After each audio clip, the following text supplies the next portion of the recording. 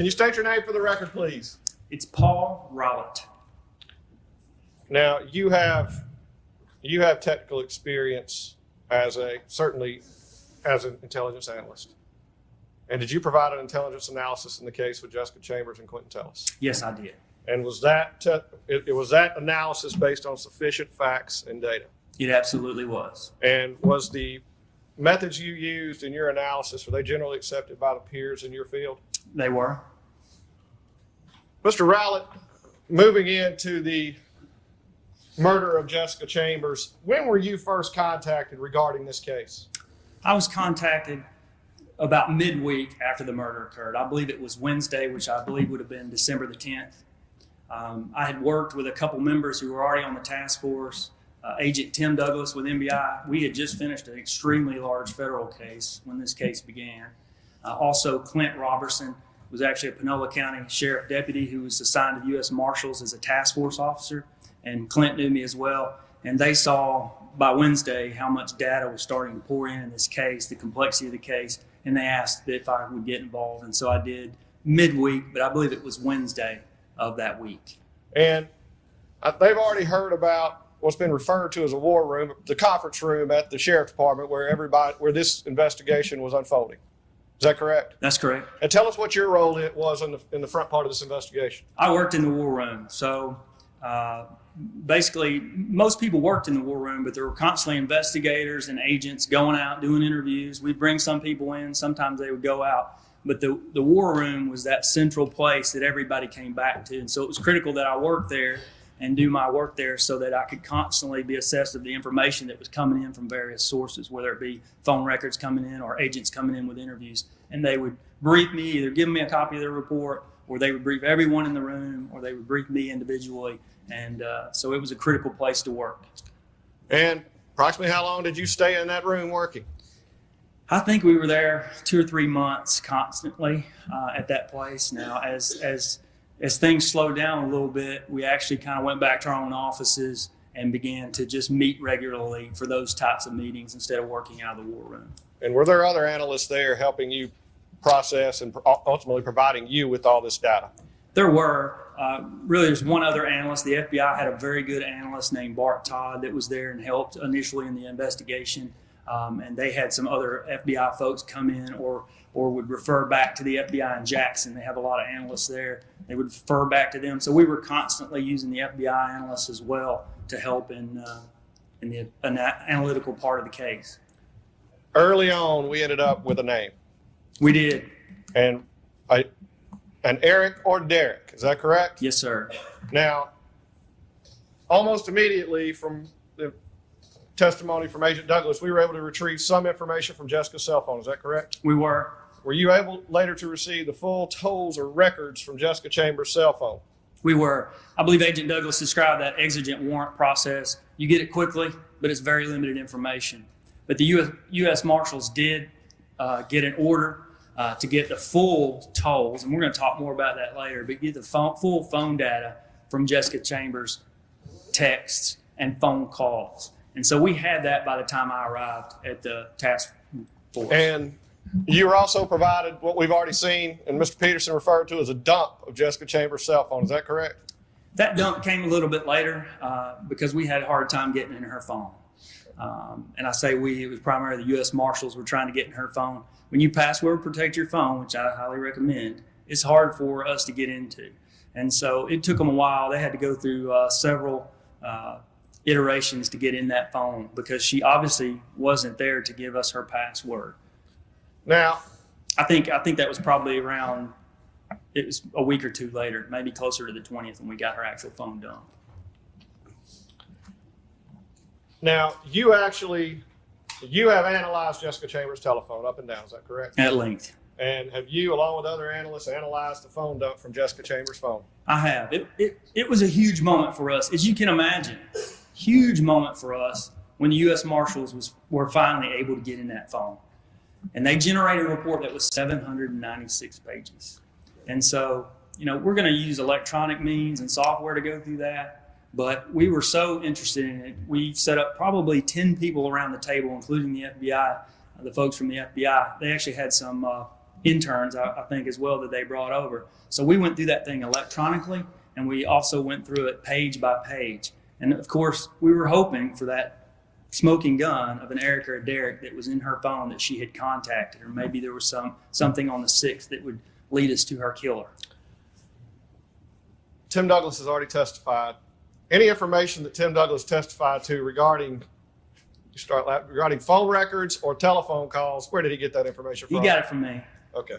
Tim is not a phone. Tim doesn't go through phone records. He is not. Okay. They would go out and get the information. I would brief them on my findings once I had them after I analyzed records. So as to Eric's or Derek's or any other people in her phone, tell the jury how you began to set out in analyzing Jessica Chambers' telephone. So the first thing that I had was who she calls and who she texts, okay? And we'll talk more about that again later. You're going to kind of see the results of this in my analysis. But I have to figure out, those are telephone numbers. And I say the marshals were working hard at this as well. We were trying to figure out who all she talked to. Okay? So by the time we got the dump, we had done most of that. We could figure out, and we had 30 days of that information, okay? So from December the 6th back to, let's say, November the 7th, we had 30 days of information on that, okay? And so when we analyzed who she talked to during that 30-day period, there were no Erics or Dereks in that analysis at all. The second thing that we got finally was that phone dump. I'd looked at her toll information, who she talked to for 30 days, talked and text, no Erics or Dereks. And when all 10 of us around the table went through that phone dump, we found 2 Erics. And I think they were discussed in the previous testimony, Eric Neff and Eric Weaver. And they were simply Facebook contacts, Facebook friends, okay? She had over 100 Facebook friends on her phone in her dump. That doesn't necessarily mean that's the friends she had. That's just what had been transferred from her Facebook account to the phone. So she had at least 100 Facebook friends. Well, I'm going to start there. That's 2 Erics or Dereks, correct? Eric Neff and Eric Weaver. Correct. And that's off her Facebook page. Did you, in fact, analyze those individuals? We did. And tell the court, tell the jury how you go about analyzing these individuals. What we do, I say we because at the time the FBI analysts were there. We're going to look at those individuals' social media accounts. For instance, if somebody's at a ball game taking pictures at the Ole Miss game at 3 o'clock today, and you see a picture of Vandy and Ole Miss on the field, you can pretty much, where they were at 3 o'clock today. They're at the Ole Miss Vandy game. So we look at social media accounts. If we need to dive deeper into an individual because there's some concern, really, one thing that's going to lead you to that is some interviews. We may interview people. Did she know this individual? We may call her parents and say, did she know this person? We may interview her friends and say, did she know this person? And so if we get a lead from that, then we take that next step and we go to get that person's phone records. And I can tell you in the case of Eric Neff, we did get his phone records and we analyzed those. We did not in the case of Eric Weaver. And again, that's most likely because we had ruled him out for one of those other purposes. And when you retrieved the phone records of Eric Neff, were you ultimately able to rule him in or out as a suspect in Jessica Chambers' We ruled murder? him out at that time. You first talked about getting all the contacts from Jessica's phone, and I believe you testified there was no Erics or Dereks. There were not. But you did have the contacts of what I call the first circle from her phone. Is that We correct? did. Because this name was out there so prevalent, did you go beyond that first circle? We did. We'll use Keisha Meyer as an example, okay?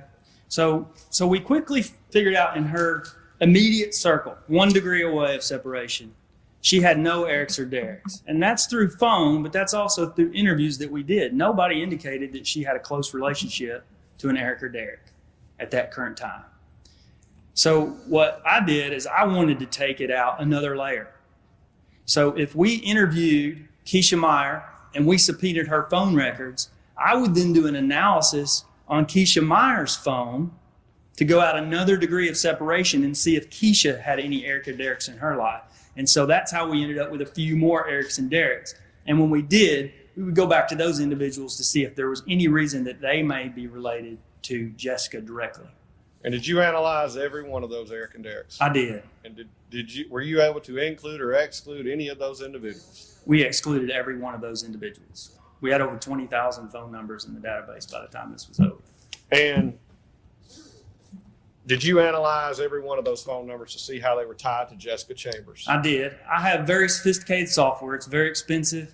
As far as I know, there's maybe one or two other people in the entire Northern District of Mississippi that has this software. It's about $7,000 a year just for the license, and the training takes years to get trained on it. But it essentially allowed me, as every phone dump, every phone subpoena, everything that we got goes into that software so that I can constantly pull Jessica out of that software and see what the connections are. So if I pulled Jessica, her phone number out of that software, I could see that Keisha and all the others were connected. I could then pull the next layer out of that software and look at who those second degree connections were.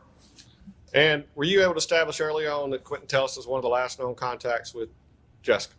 We were. And one thing that I wanted to clear up that I heard earlier was the fact that Quentin Tellis wasn't interviewed till Wednesday. That was his first interview. One of the things that was happening early on in the case was when you look at, we didn't have her dumped at that point, but when you look at her phone records, you could start at 8 o'clock on December 6th and work backwards. Okay. And you could see who the last person she was talked to. Now, the marshals didn't know who those people were. It's a phone number on the records. It's not a person or a name. It's a phone number. So here's what the marshals were doing. They were calling people. They would call those numbers and say, hey, can you come in and talk to us? And so that may be why Keisha, that's definitely why someone like Keisha was interviewed before someone like Quentin. And so even though Quentin Tellis was interviewed later, that's why. I can't tell you for sure, but most likely he didn't answer his phone when he was called. As an intelligence analyst, you're trying to include a suspect that killed Jessica Chambers, correct? We are. During that process, what do you end up doing a lot more of than that? We exclude a lot of people, and it's just as critical for me as an analyst to exclude people as it is to include. And I use the exact same skill sets to include people to exclude people as I do to include them. It's like that puzzle we talked about. I'm trying to fit pieces together in each of those puzzles that come into that task force. And if they're not fitting, and there's a lot of pieces not going together, then we exclude that individual and move on to the next puzzle, if you will. When you started back from the beginning of Jessica Chambers' day, and your role in this, you're trying to set out a timeline. I am. What are the knowns you have on her timeline? We knew what her day had been for sure up to about 5:30.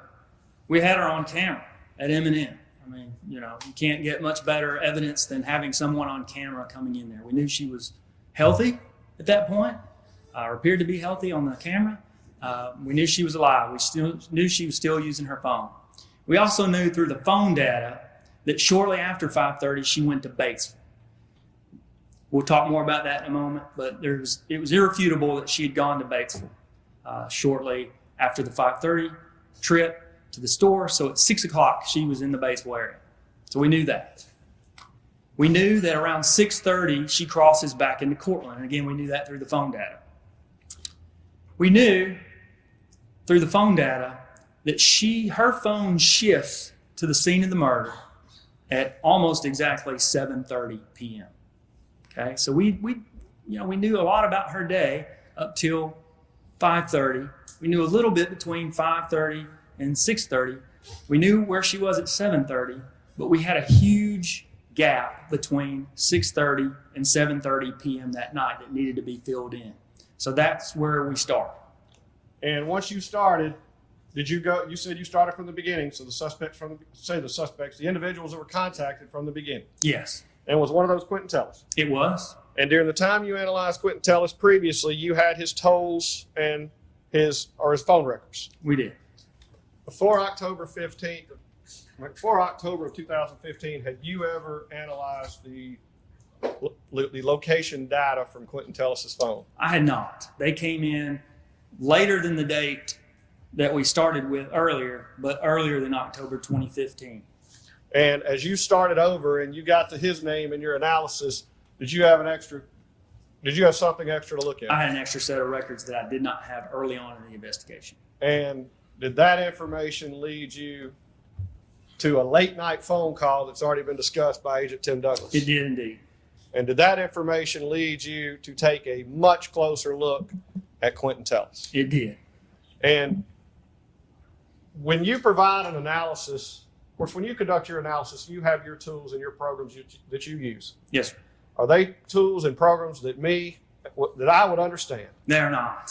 What I see typically on my software is not something I would want to show you. It's confusing. I have people walk into my office all the time. They see my software up and they ask, what's the spider web? So typically I take the analysis that I do, whether it's a spreadsheet, whether it's phone total analysis, whether it's video, and I embed that typically in some sort of Word product, either Word, Excel, but one of my favorite is PowerPoint, because I can put the spreadsheets themselves, the videos, into a PowerPoint presentation, and that's often the tool that I use to disseminate my product to the agents, to the prosecutors, or ultimately to a jury. And did you conduct an analysis, a timeline analysis, I'm going to call it, for the days leading up and the day of December 6, 2014 on Jessica Chambers and Quentin Tellis? I did. There's a lot of different analysis that we complete, but one of the most helpful, especially in a situation like this, is what we call in intelligence a timeline analysis, a complete analysis of all the information we have using a timeline to follow the events during that period. Mr. Rowlett, this is certainly slide one. I'm going to ask you, when you began your analysis, did you start with the phone of Jessica Chambers? I did.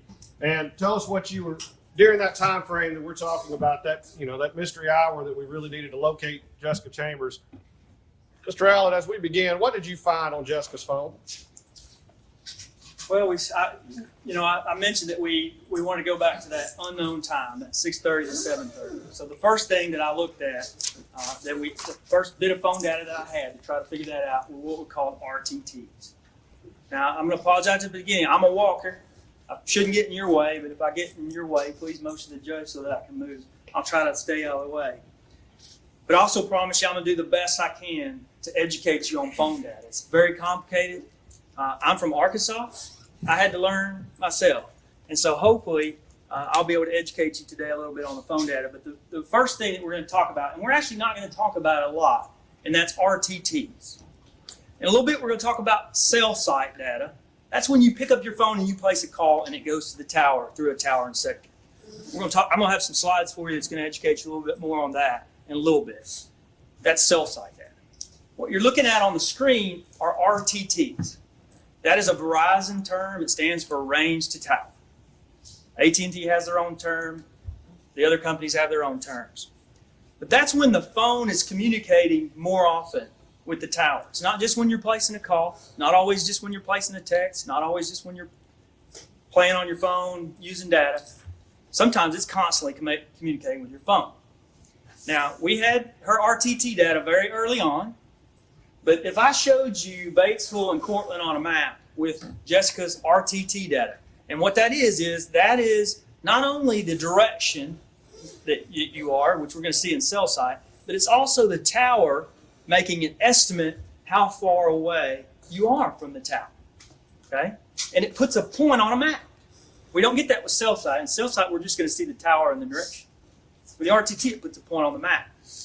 Now, you got to be way smarter than me to understand the algorithms that go into that calculation. But it's going to use multiple towers to make that calculation. I've worked with it many, many, many times. I know that the more towers you get, the better the data, the closer you are to the tower. And I think we all would probably, that makes sense to us. So that's essentially what RTT data is. It's the tower guessing where the phone is. The problem is it's wrong sometimes, and the worse location you're in, the more wrong it is, okay? But it's still guessing, and there are patterns in that data that form, because it's right some of the time too, and hopefully it's right more of the time than it's wrong. When looking at Jessica Chambers' phone, and we've discussed knowns before, but what's one of the first things you want to find? Where she was between 6:30 and 7:30. Okay. And in regards to locations where we know she is, did we have some knowns with Jessica? We did. So here's how I performed the analysis. And this was, we had that meeting. We got to figure out where she is from 6:30 to 7:30. We're going back to the beginning. We had that meeting, and I told Tim and Scott and the prosecutors, I'm going to go back and look at our RTTs and just see if I can sort it out. Because as I said, you wouldn't be able to see the roads on this map if I put all day on there, okay? So as I looked, and we had this RTT data early on, and I had looked at it numerous times. But I'm going to dispel a notion to you right now so that you're not waiting for the next 96 slides for some smoking gun or home run from the RTT data. Okay? We don't have it. I'll explain to you a little bit why when I show you some more maps, but we don't have it. That doesn't mean I can't use the data to do some analysis that can provide leads to other data that we can look at. Does that make sense? So that's what this is. So what I did was I looked at three things. I looked at times I knew exactly where Jessica was. Okay? I've got her on the camera at M&M, not only around that 5:30 hour, but I had her on the camera that morning too, and you're going to see that video in a little bit. So I've got 2 times that I know exactly where Jessica is. So I can color those times, what those RTTs are. So essentially I'm asking the question, where does the phone company think she is when I know where she is? Okay? So that was one grouping. That's in blue. Those blue dots are the RTTs when I know Jessica Chambers is at the M&M convenience store. And do you see a pattern and then describe what you call the outliers when you, I do. when you look? Again, if you've shot, hopefully you see the grouping yourself. Okay? There's a grouping of blue dots and then there's some outliers. Okay? Now, there's a second time that I know where she is. And that's from 7:30 until her phone cuts off at 8:04. Okay? So for that 34-minute period, her RTTs had shifted dramatically to the west. And Okay? Mr. Rowlett, would you actually show those? And excuse me, would you use the pointer because I don't want you to Sorry. block off the. So, and those may be a little harder to see, but I think you can probably see them. I colored those from 7:30 to 8:04 in yellow. And the reason I did that is because I know where Jessica Chambers was when her phone goes off. Okay? She's at the murder scene. And so you'll see the murder scene in pink here, and you're going to see M&M Market in pink here. Now I'll tell you, this is not going to work in every single situation, but I've worked with the data many, many, many times before. And so in green, I wanted to plot all the RTTs during our mystery hour. Okay? So those are what you see in green. Now, what I wanted to do was take those groupings that I have in yellow and blue and shift them back to the east and put them over where that known location is. And I would also shift the unknown dots the same direction. And then I would remove any outliers, which were dramatic misses by the tower. Okay? And when you say shift, you're talking about moving them to the exact area where we know she is based on the video. That's correct. And from the map that you see, they were off about a half a mile to the east. Okay? The guess was off. The estimation by the tower was off. Now, as I said, this is not going to work in every situation because topography varies. There's large buildings in an area. If there were large buildings in the center of Cortland, that might affect this analysis. But here's what I know about Cortland. Not much of a topography change, a change in topography, let's say that. Pretty flat. That's my Arkansas coming out of me, I'm sorry. My topography change was not dramatic. You went to Cortland, I don't think anybody saw any skyscrapers in Cortland. The weather affects the RTTs. The weather's going to be about the same between these 2 points. So I felt confident that if I shifted these RTTs, which is what you're going to see in the next slide, and remove the outliers, it would give me a starting point for my analysis. And so as I shift them, you see the results of that shift and removing those outliers. And certainly the yellow dots on the shift, what does it put her right on top of? Puts her over the scene where she was murdered. Now the blue dots where we know she's at the store, are they right on top of the store? They are. And the green dots, that's an area from around the store about Main Street, is that correct? That's correct. And because I had a larger grouping over the murder scene, I set it directly over the murder scene. I didn't have as large of a grouping M&M, and so that's why you may be looking at this saying, hey, the blue dots aren't right over M&M, but you'll see that they're pretty close, okay? And so that's why that shift occurred. And then the green dots, I just naturally shifted the exact same distance as I did the blue and the yellow. And the green dots are for that hour that we're... The green dots that you see on the map now are that mystery missing out. What do we know about that area? And I'm from around M&M's store to down south a bit, how many locations had become significant so far during the course of the interviews?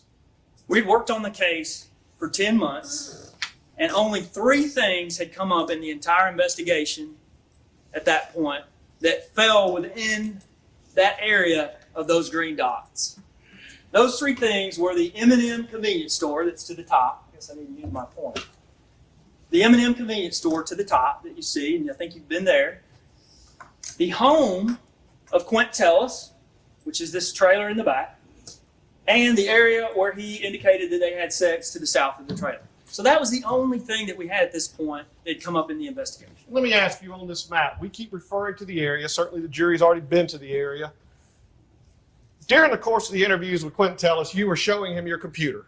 And nobody could tell what you were showing him outside of what you were saying.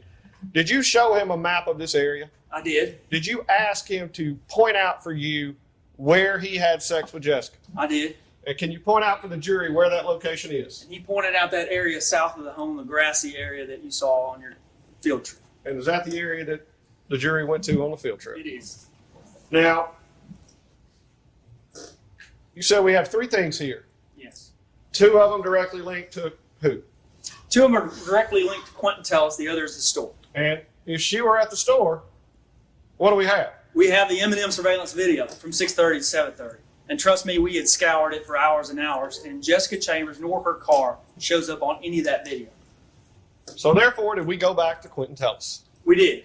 You know, that's the first step that I wanted to take, to look at Quentin Tellis and see what data I had on him that I could now use. And I know we're describing the data we're using, and we're going to have a couple of more types of data, but are you using all of this to produce a timeline of their day? I am. And ultimately, you're going to have a timeline of their day. I am. We're going to start early that morning and work our way forward. Now, moving on to Quentin Tellis. Tell them what you know about Quentin Tellis at this point. So here's what we knew as we sat there in October of 2015. We knew that he'd initially been contacted because of the contacts that he had with Jessica Chambers. We knew that he'd been with her that morning. He's one of the last people to text and call her. We knew that. And so he was contacted by law enforcement. And you've heard about those early interviews that occurred shortly after she was killed. He'd alibied himself essentially. I'll put alibied around quotes, because he had mentioned that he'd gone to Green Dot to send his girlfriend a Green Dot call. Okay?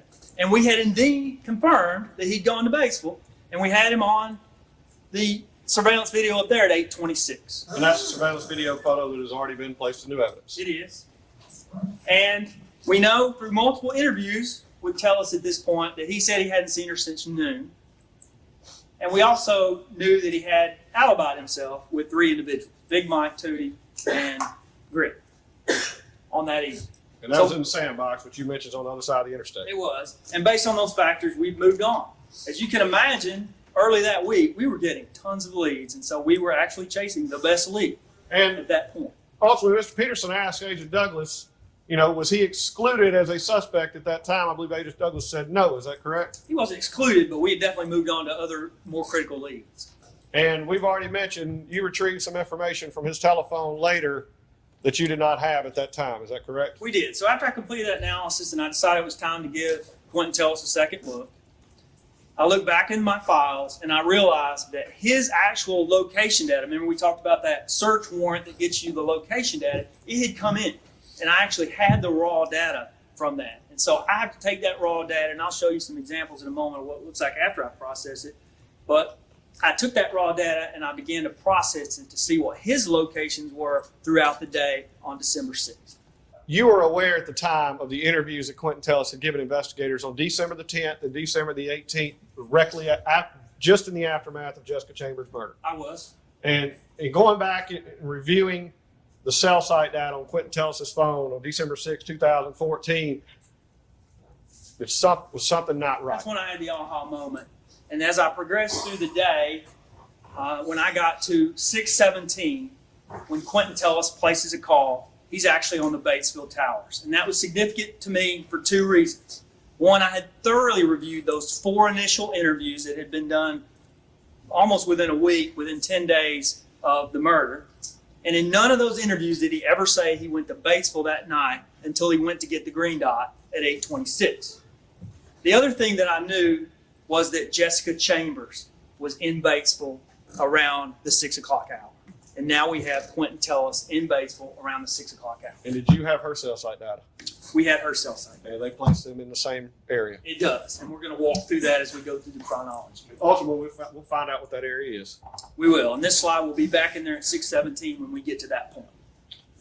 Now, this jury, and I guess luckily they've already been to a lot of the key locations for this trial. Yes. However, I know a lot of questions were asked about distances, and early on, did you actually calculate some pertinent distances on some of these places? I did, and these locations are distances from the Tellis home to these locations. I won't go into detail here. I'll let you look at this slide because I know that you've been there. But essentially, from his home in Yellow to M&M, it's about 172 yards.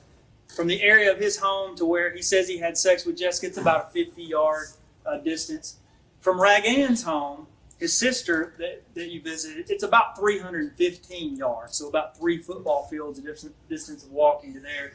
And then down 51 and down Main, which turns into Heron, it's about 1.4 miles. And all these are distances relative to Quentin Tellis' residence. They are. Now, I know another thing that we're going to talk about a lot during the course of your timeline analysis is going to be the M&M surveillance video, or what we call the CCTV. Is that correct? That's correct. Now, the jury has had a chance to see a camera, particularly one camera. However, there are multiple cameras involved in this CCTV system. There are. You get to see multiple camera angles, but the angle that we were concerned with as far as Quentin Tellis was involved, that was the angle that pointed toward his home. And would you explain to the jury what some of the unique characteristics to this camera system is? I will. Now, this red triangle I put on, that's my best guess at what I'm seeing. That's not some sophisticated equipment that shows me that angle. I put that on there so that you get an idea of what you can see from that. Understand that there are trees and buildings. I can't see through those. Also understand that the further you get out from the camera, the harder it is to see the quality of grades. This is an old analog system. You're going to see some pixelation at the end as we see, for instance, Quentin Tellis walking toward the camera. He starts out pixel and gets better as he gets closer. And then one thing that's extremely critical in this case is the fact that that camera was 1 hour ahead of local time. And how were you able to verify that camera was 1 hour ahead? There were 3 ways that I personally was able to do this. One is the agents actually, when they seized the camera, they talked to the individuals at the store and they relayed to them that with daylight savings, it had not been adjusted. And so the camera was off 1 hour, essentially ahead 1 hour. I don't trust people by nature, so I wanted to check for myself. And I had a couple things that helped me.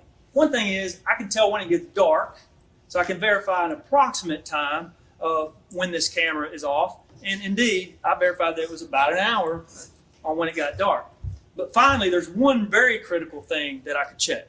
And you're going to see this yourself, that at 5:29 in some seconds, Jessica Chambers is on the video and she picks up her phone to place a call. And indeed, on the camera, you're going to see that same time on the camera.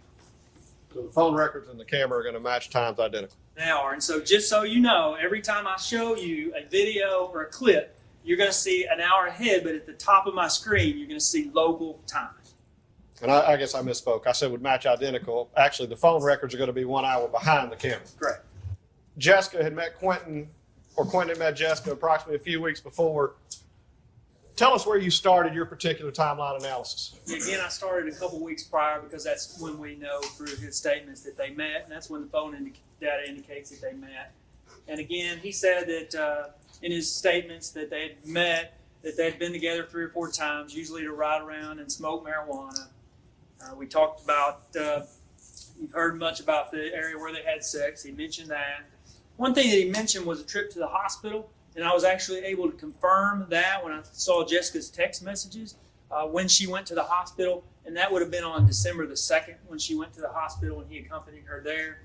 And then in early interviews, he also mentioned that the only 2 times he'd ever been to what he called town or Batesville were the time that he went to the hospital, which we know was on the 2nd, and the time he went to the liquor store, which we don't know what the date of that was. Did he ever mention in any of the early interviews going to Taco Bell with Jessica? He did not. Now,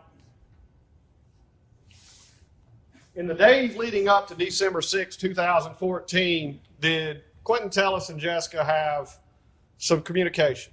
They did. They had some text message conversations that we were able to see because we got the text message data on Jessica's phone. And for the 3 days leading up to December 6, 2014 and December 6, 2014, did you see any patterns in the text from Quentin Tellis to Jessica? I did. They started, in the 4 days preceding the 6th, we started seeing a pattern of communication. Now, let's do a little more laying the foundation of education on what you're going to see.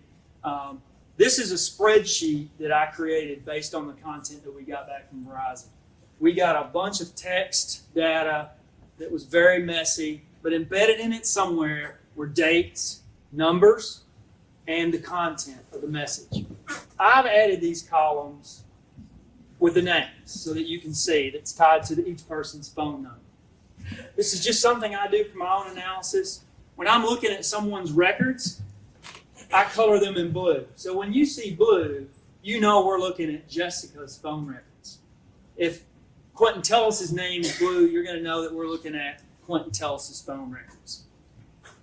And so the date is typically first, and then who's talking, and then if there's text message content, you'll see it at the end. And this text message content was pulled from those original records from the Verizon SMS content. All right, now will you tell us about their conversation on Wednesday, December 3rd, 2014? Yeah, so there's a few things that we're going to see here. I'm going to apologize up front to you. I'm going to read to you the pertinent information, and there's some things that I normally wouldn't say to ladies and gentlemen, but I'm going to have to read those for you. The other thing I want to tell you is I'm not going to read everything to you if it's not pertinent, but I'm going to give you a moment so if you want to read some of the context of the conversation. But there's several things in this first interchange that we see. First, we know that during this interchange that Quentin Tellis is at home. She says, "You're at home, LOL." The other thing that we see is this is the first of those 4 times that we see the pattern that develops where he's asking Jessica for sex. He says, "I'm horny." We're also going to see in the same pattern that she's going to deny him. She does it in a very friendly way, but you're going to see she denies him every time. She says, "Oh Lord," and he says, "Can I have some?" He says, "Can you come lay with me?" Or he says, "Come lay with me," not "can you," but "come lay with me." She says, "You're at home, LOL." The other thing that we see from this text message conversation is that she says, "Your sister and your mom are there. They would freak out if I came over or if they seen me," is what she says. I'm going to do some paraphrasing, but you'll always see this is the original text that you see on the screen. And then again, she puts him off. She says she's tired. Good night. Now let me ask you, the fact that his mother and sister would freak out if they saw Jessica there, is that actually going to come into play later in your timeline analysis? It is going to come into play as we see the videos of when Jessica pulls into the yard and when she doesn't. And we also know that in including the Tellis home, there was another area where the two of them actually hung out at that was out of the view of the Tellis home. That's correct. Now moving on December 4th, 2014, we have similar content? We do. So that was Wednesday the 3rd. Now we're moving Thursday and we're working our way towards Saturday. On Thursday to December 4th, something happened overnight. When I started reading the text messages on the 4th, I had a hard time reading them. And I actually had to go back through Jessica's messages to see what happened. And she did something that we've all done so many times. She broke her screen on her phone. So every message you see from now on is going to be somewhat garbled. And I myself had to constantly pull out my own cell phone because we all know what happens when we try to type that number on that keyboard that we want to place. Often one of the numbers either to the left or the right or under is what gets typed. So that was the problem that she's had. You're going to see the original message, and again, I'm going to try to decipher it for you. But again, on this particular occasion, he again says, "I'm horny," and she replies, "Oh Lord." Now, on December 5th, we actually have a conversation. I know there's been testimony regarding a contact between Jessica and Quentin, and I believe Quentin Tellis, in his statements, he refers to a time where he actually walked across the street and gave her money to eat. Is that correct? He did. And During those interviews, he claimed that was on December 6, 2014. He did. Now, on Friday, December 5th, 2014, was there a text exchange between Quentin Tellis and Jessica Chambers shortly after noon? There is, and that text message conversation led me to the M&M video, and what you're about to see is what was described as her asking for money and him taking the money to her. But again, there's a reference to sex in the middle of this. She asked that if she could have some money to eat, and his reply is, "Can I eat you?" She puts him off, and they go to how much money she needs, and she says, "Just like 6." As we progress to almost 1 p.m., we see where she says, "I'm getting ready to leave, I'm fixing to leave," and he says, "Waiting on you." So he says he's waiting on her to come bring the money. And were you actually able to pull the video surveillance from M&M's store? I was. And so now you're going to see live video. As I said to you earlier, and I'm going to point out to get you started, this is Quentin Tellis walking across the street. He actually talks about people hanging out in his driveway during this time. Is that He correct? does, and we see some cars in the driveway. Now, unfortunately, Jessica is parked off screen during this interchange, but we're going to jump ahead 2 minutes. He hasn't walked back yet. You're going to see him walk back, but this is Jessica Chambers' car approaching the gas pumps. He has now given her the money, and you're going to see Jessica get out. You're going to see a male walk up and start talking to her. And then I'll point out to you, we're not going to play her entire time at the gas station, but I'll point out to you in a moment that Quentin Tellis, you'll see in that area where he took the money, he's going to walk back to the area of his driveway and toward the house, or where all the individuals are outside.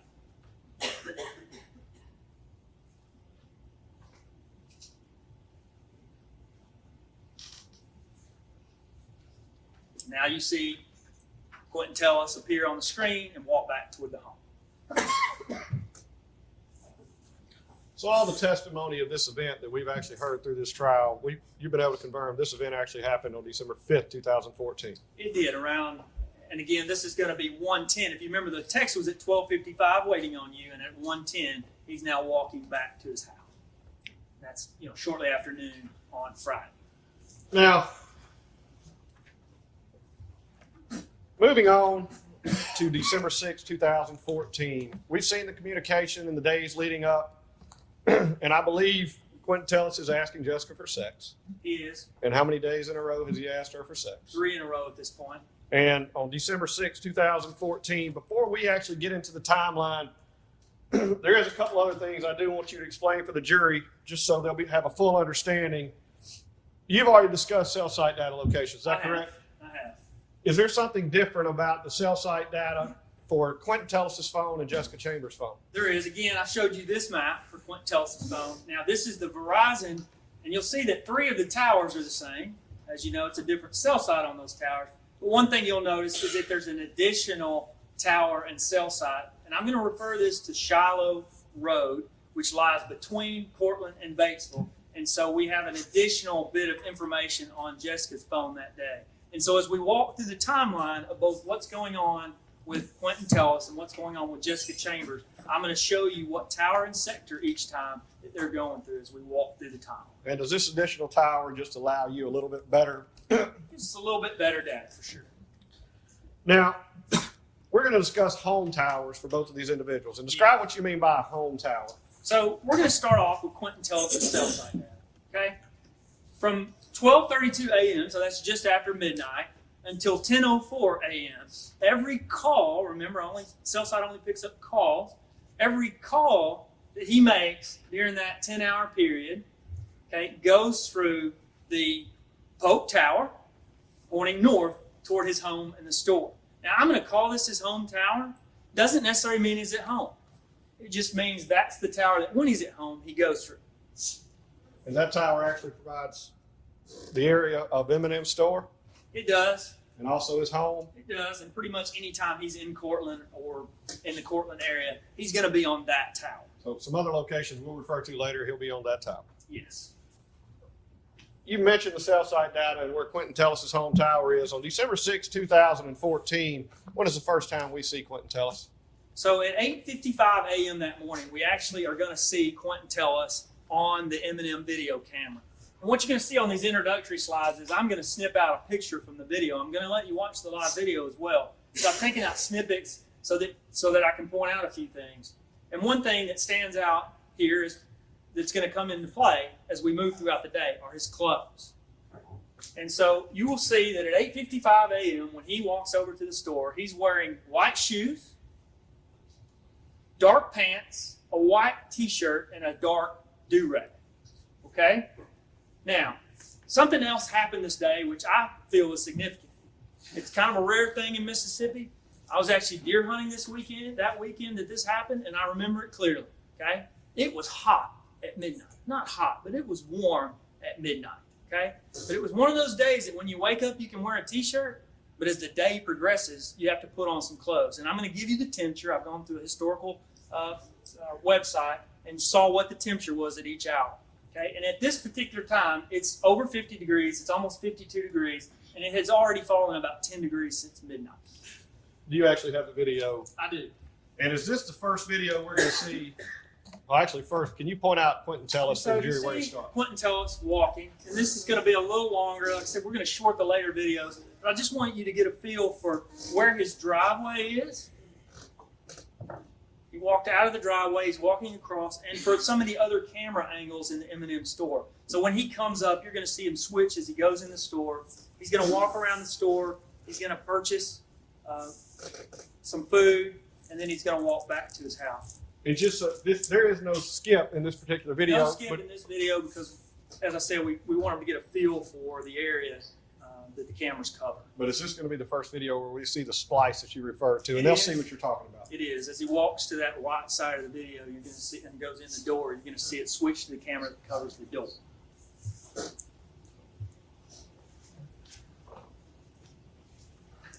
A couple other things to note is that you see vehicle traffic. This is that Highway 51. This is north on 51. And then on your field trip, this is south. So you went south first, then we came back north up 51. So this camera angle switch, this is another angle that we see individuals that are going to go in the door. And then it'll switch again to a video camera that covers the door. And then it'll switch again to a video camera that covers the food area. And we're going to leave that running. And you're going to see him purchase food and then walk back to the home. And when he walks back to the home, the jury will be able to watch closely in a minute. Where does he enter to the home when he walks He goes in through that driveway that we're going to see throughout the day.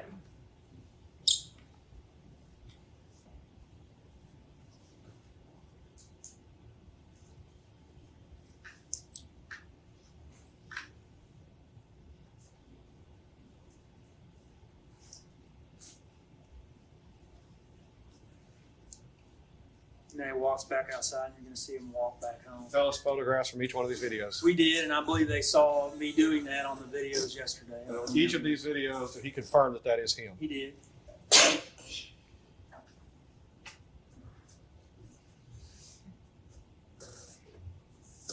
And again, you see the trees that are directly in front of the home and the drive just past those trees. That UPS truck's actually going to move for us in a minute. You're going to see tell us walk into the driveway.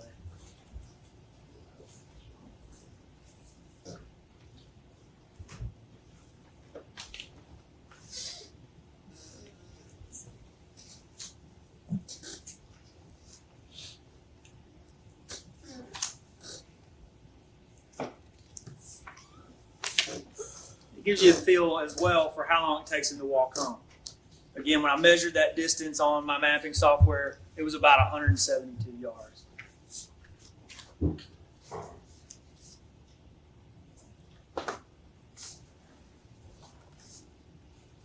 So he has to cross Highway 51.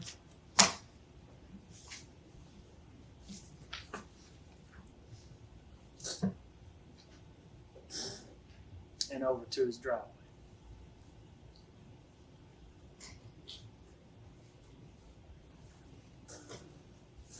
I'm going to show you some very good images later to show it, but I just want to point out to you, this is the driveway that leads, that driveway that you walk down, that gravel drive that leads to the other residence behind his house. the gravel drive that goes by the area where they had sex. So this is his driveway. You remember the trees and then the other driveway. And referring to that, it's the area where who told you they had sex? Where Tellis in his statements told us that they had sex. And right about 9 o'clock, 9:01, that video cut off. What happens directly after that? Directly after that, Jessica calls Clinton Tellis. She wakes up too, it appears, because we see, or she texts him, I'm sorry. She wakes up too, it appears, because she sends him a text that says, I just woke up. And he texts her back saying, me too. And so she's at home at this point when she wakes up on Carlisle Road. As I think Major Thompson discussed to you, Carlisle Road comes in and forms a V there at the store. Now, I'm going to use a variety of maps to show you things, but I'm also going to add things to the maps, and that's the symbol that I'm going to use for M&M Convenience Store. So when you see that gas station symbol, that's me placing an object on a map to show you where the store is. Just after 9:02, after this first exchange on this day, we see a vehicle leaving Tellis' home. Is that correct? We do. We're going to see a white Suburban pull out of the driveway and head north on Highway 51. And this white Suburban being gone is significant, is it not? It is. And in later videos, do we see that white Suburban come to the store? We do. And who is that white Suburban driven by? We see Miss Rebecca Wright, who is Tellis' mother. She's going to get out of that vehicle and go into the store later that evening. But this is the white Suburban that we're referencing. And going back to the earlier text, is this the same mother that she referred to that would freak out if she was at the house? It is. Now, you So have video? I'm going to start the video. Go ahead. But you're going to see it pull out of the drive and head north on 51. Sorry, I interrupted you. Your phone.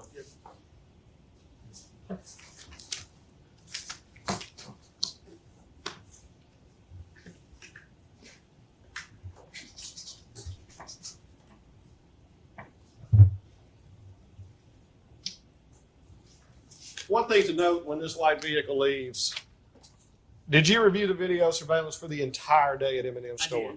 I did. And for the rest of that morning, did you see the white Suburban return? It does not. And about an hour later at 10:04, is there communication on Jessica Chambers' phone? There is. So this is the first image that I'm showing you of Jessica Chambers' cell site data. And you're going to see that the tower is going to be red when I show you her cell site. But I'm also going to show you that it's her cell site. I always put a picture of the individual that I'm showing. This is just the original data. It's more for me than anything. But it tells me that the site is 640, and that's just the site that Verizon names, and the sector is Sector 3. If I have DUR here, it's duration, and we're going to talk about some calls later. I don't want to confuse you to think that that's seconds of that call. And again, this data is really just to help me do my analysis more than anything else. And I like for it to be in here so anyone else can look at it. But again, I've added several things to the map. I've added her house on Carlisle, the convenience store, as well as the Tellis home.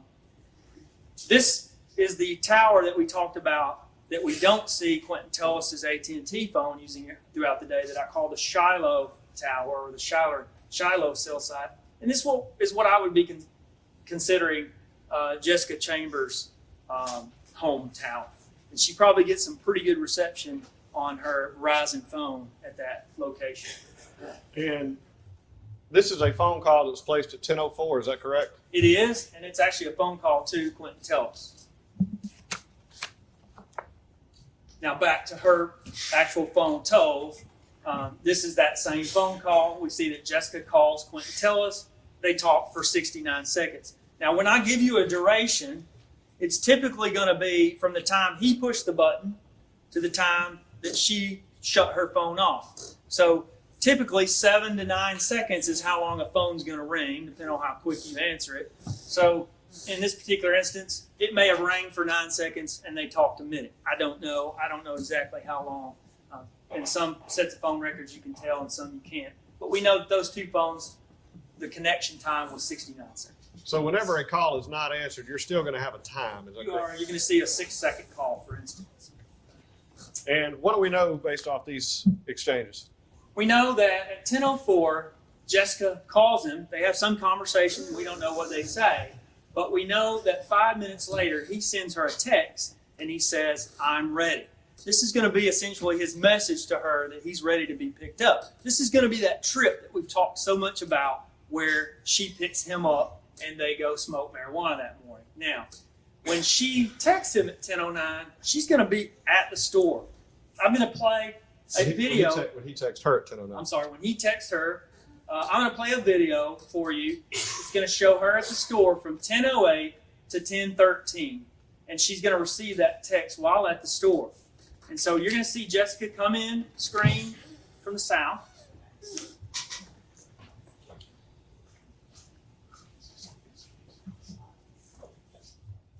going to park. She's going to go in the store, and you're going to see that.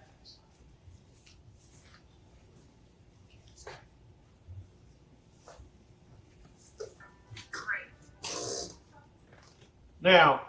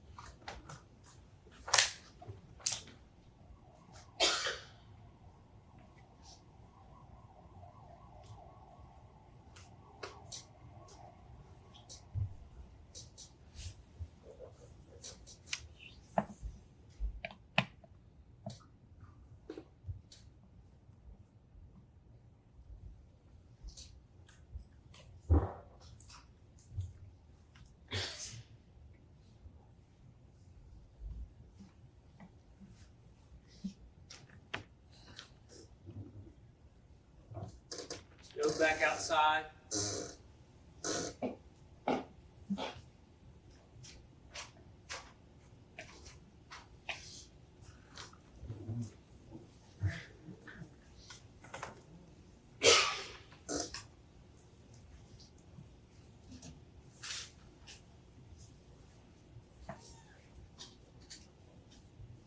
She's going to get in her car and she's going to pull up and she's going to stop.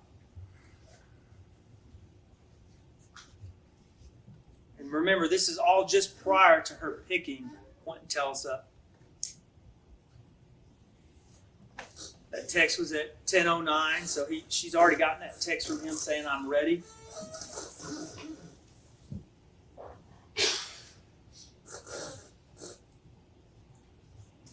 And I'll go ahead and tell you at this point too. We know at this point that Keisha Meyer, is not with Jessica, and we know it for two reasons. One, we don't see any indication of it on the video, but we also know in a slide that's coming up very shortly that she's going to call Keisha shortly after her and Quint pull out. So, we know at this point she's alone when she goes and picks up Tellis. now she's moving. Now she's moving. We're going to switch cameras angles on you again here in a second, and then you're going to see her go south down 51 and turn into the Tellis driveway. What vehicle do we know is not at the Tellis driveway at this point? We know that the white Suburban is gone.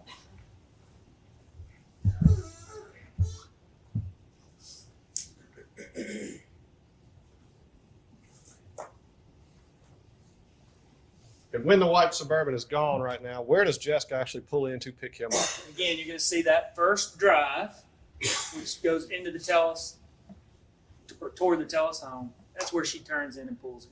So the driveway. The drive.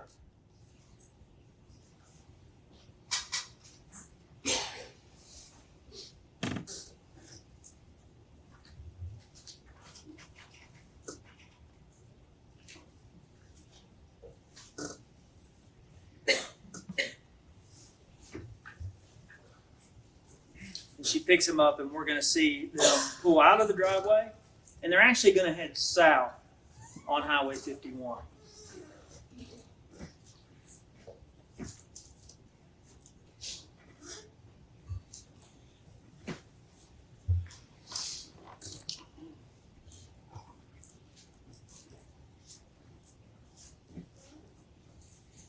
You see some movement back there. The jury's already been there, but that area where the driveway is there a larger space to turn around? There is. There's places, and we see it throughout the day, that people can turn around in the driveway if they want. They don't have to back out directly onto Highway 51.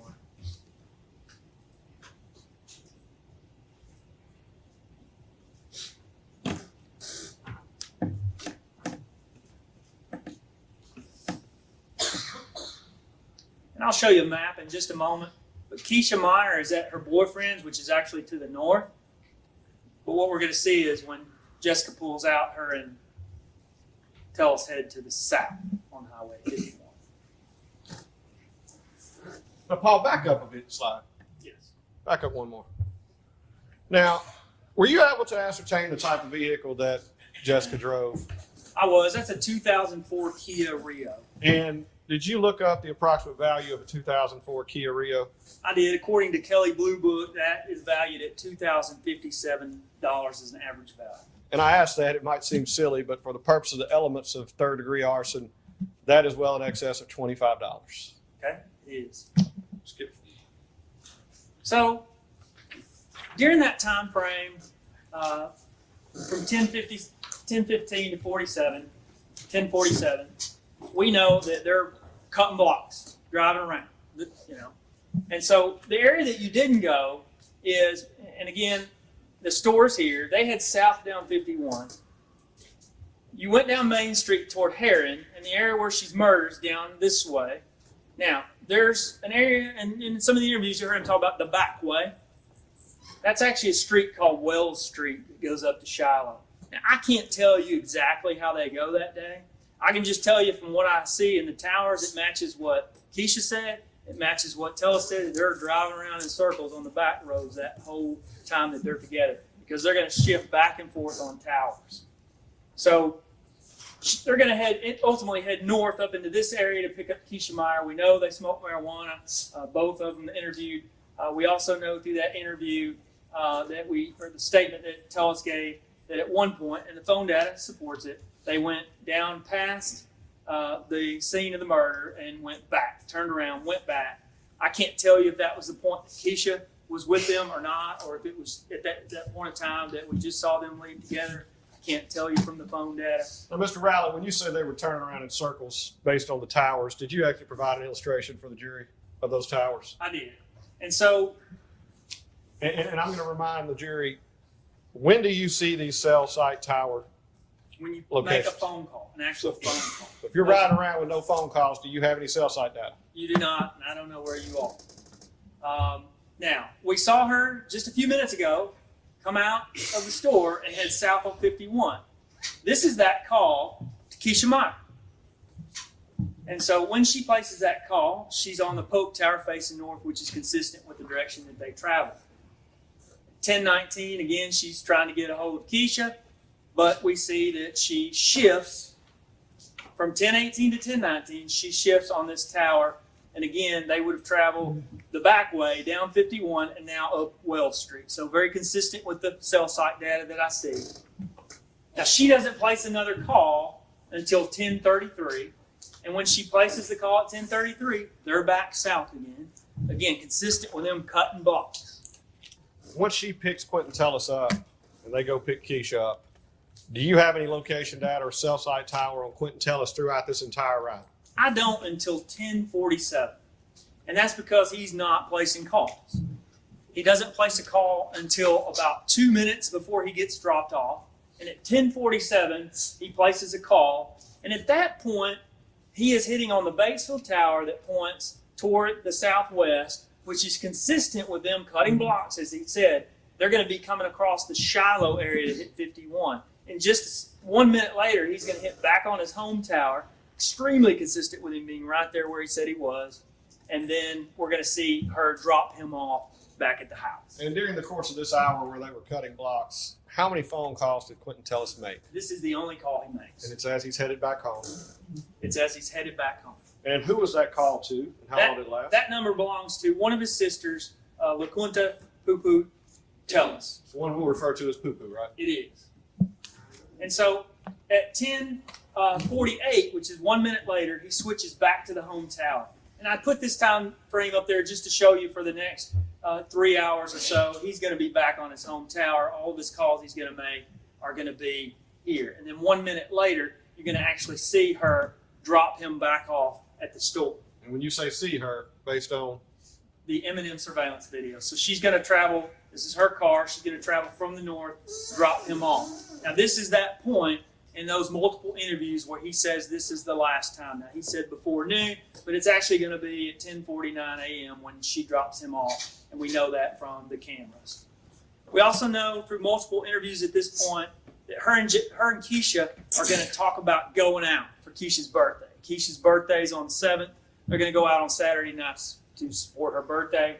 And did Quentin tell you that they were planning something? He did, and so did Keisha. What Keisha Meyer found out after the fact, but she does tell us that they were supposed to go out that night for her birthday. And through her records, is it going to become very obvious that she's trying to reach Keisha throughout this afternoon? It is. She's going to basically blow what I call, or what I tell my kid, she's going to blow up Keisha's phone, especially after she wakes up from her nap. She's going to blow up Keisha's phone. But there's one problem. Keisha runs out of minutes on her phone, and we're going to see that that's true. I actually even called the phone company to confirm that Keisha ran out of minutes that day. We're going to see every time she sends Keisha a text, it's unanswered, and every time she places a call, it's going to be one of those short duration calls. And I'm going to show you that video now. You're going to see her coming from the north, pulling in the driveway, and dropping Tellus off. We saw him pull out of the driveway at, I believe, 10:14. It's now 10:49. So they were only together about 35 minutes that morning. And the purpose of these videos and these times is just to lay out a timeline of the day of both of these individuals. Is that correct? Absolutely. So you see her starting to pull out.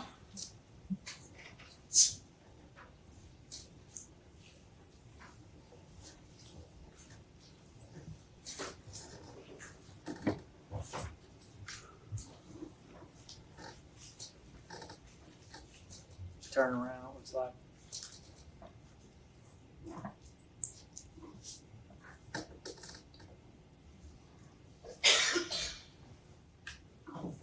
And then she pulls out, and her and Keisha ultimately head back north on Highway 51. And this video clip is going to end around 10:51. Is that correct? That's correct. So 4 minutes later, do we actually see Quentin Tellus? We do. We're going to see him again for the second time today on the M&M camera. So at 10:55, and I'm going to show you the video, he's going to walk back over to the store, and you're going to see something significantly different. You're going to see that sometime between 8:55 a.m. and 10:55 a.m., so a period of exactly 2 hours, he's changed clothes completely, from the shoes to his head. In this particular video, you're going to see he's got black shoes. You're going to see a little lighter pants. You're going to see a red shirt. He's going to have on a dark plaid jacket, and he's going to have on a red hat. The temperature, again, continues to drop. It's now 50 degrees. So is he bundled up significantly more in this video than He the is. last? He had on just a white T-shirt 2 hours ago. He's crossing 51 now, just above my marker. So this is roughly 7 minutes after she's dropped him off.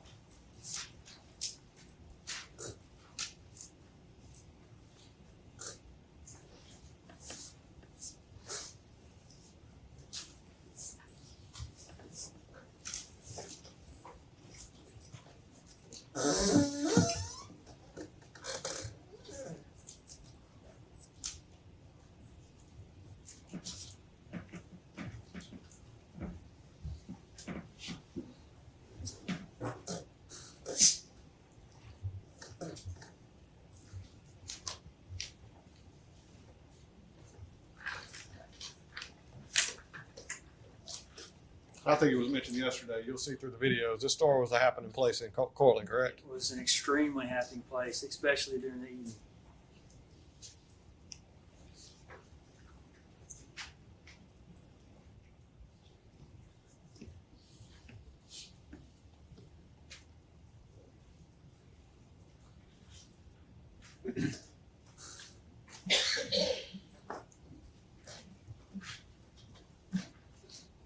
So you see the clothes there. I want you to get a good look at the front of the clothes.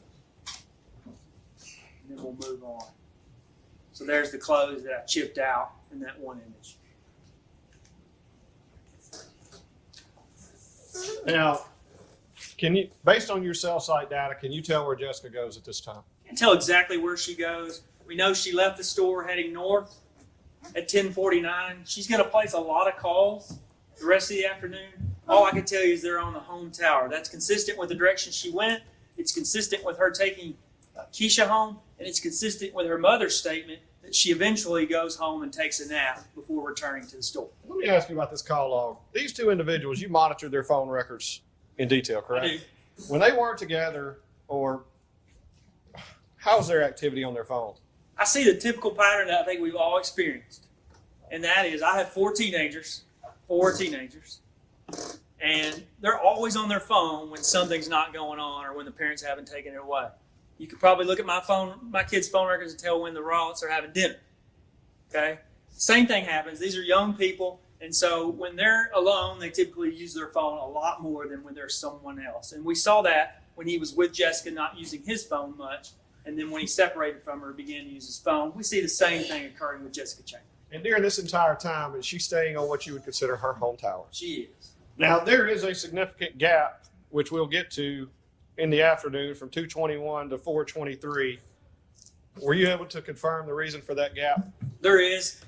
Her mother mentions that she took a nap, and I can basically tell you almost down to the minute when that nap is, just based on the fact that she doesn't use her phone at all. No calls, no texts whatsoever, and she's on her home tower. Now, before she took that nap, she actually received some text from Quentin Tellis. Is that correct? She does. About 20 minutes before that nap, they have another text conversation. What's he asking for again?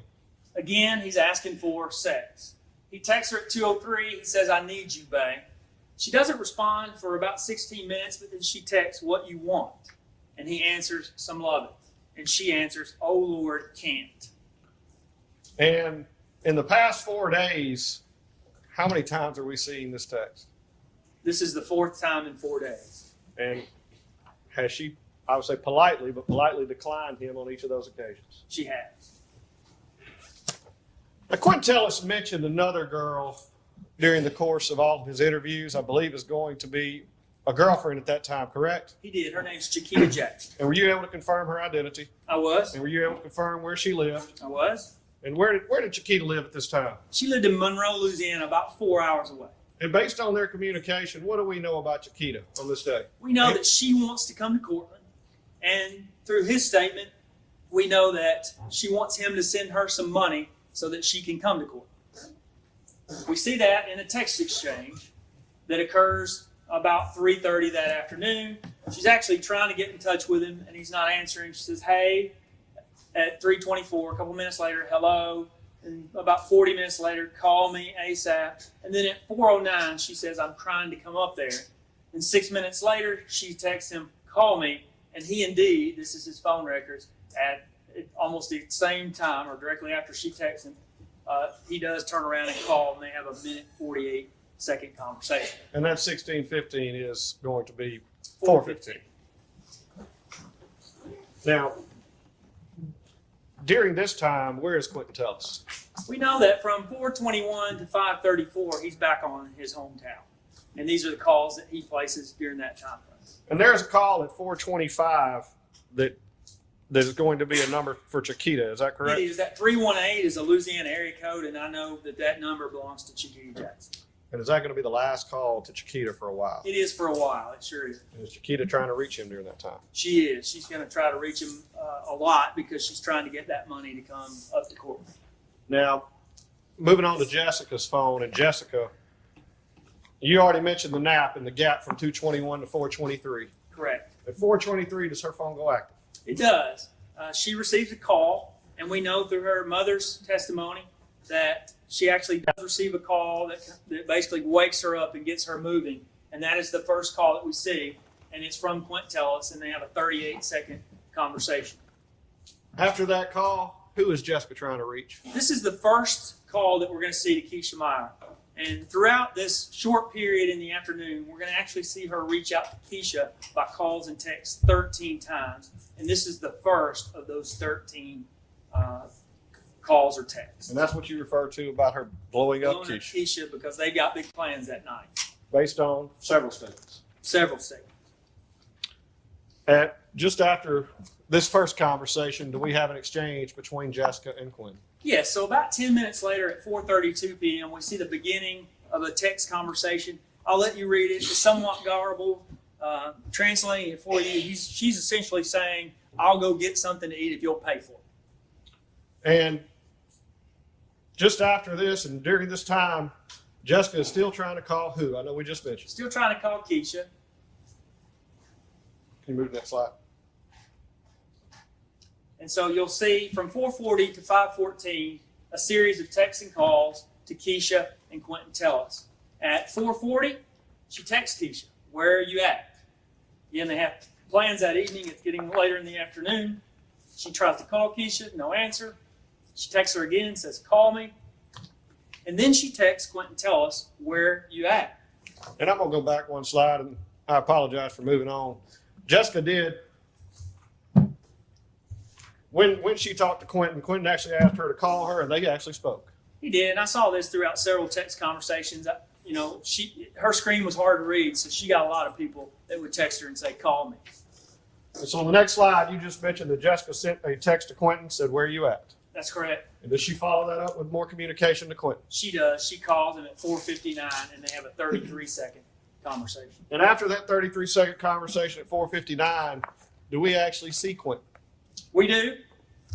Shortly after that, so about 9 minutes later, we're going to see him again walk up to the M&M store. He's in the same clothes that we saw earlier. And I'm going to play this video for you because I do want you to see it for yourself. Now, let me ask you a question. The past two times we've seen Quentin Tellis in the store, he came in there for what reason? To get food. Did he purchase anything on this particular He occasion? doesn't. He comes in. You're going to see him basically walk in and out of the store and pace around the outside of the store and look around. Again, I want you to see this entire video. It's just about 2 or 3 minutes. So you can kind of see his pacing inside and outside the store, especially outside the store. He's going to stand out there for some time looking around. Does he appear to be looking for something or somebody? He does. One other thing you'll know, this is the first video that's occurred in darkness. That's why I didn't show you him walking over from the house. I show you when he appears out of the darkness. Again, we all know in December time, after about 5 o'clock, it's now dark. And so you're going to see him come out. He walks to the north up there, and he's going to stand there a while.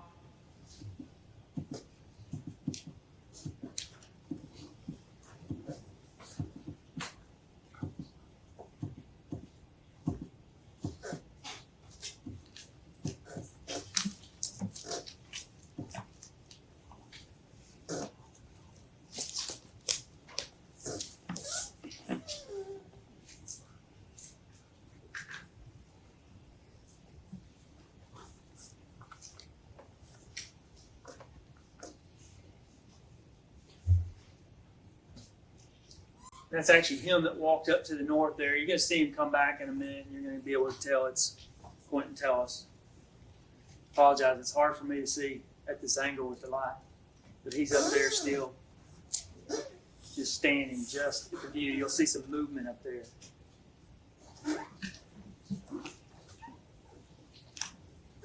You won't notice until he comes back into view that that's him.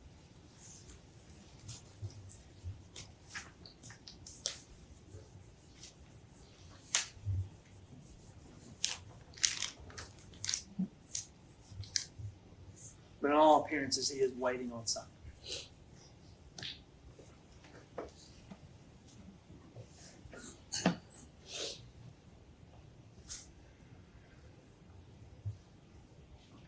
At some point soon, we're going to see Mr. Tellis actually come back to the south, and He's going to walk off the screen. And again, we can't follow him through the darkness, but that's the last point we see him during this time frame. and when he walks in the darkness, you lose him when he walks in the darkness, We do. correct?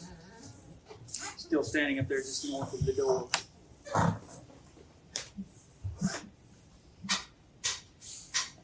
And again, we wanted to play this whole video just to give you a feel for how long he's at the store waiting for something.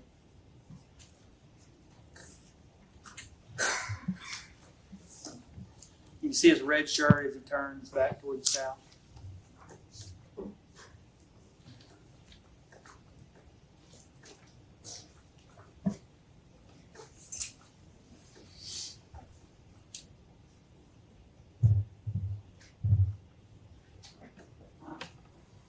And you see the red shirt and the red hat.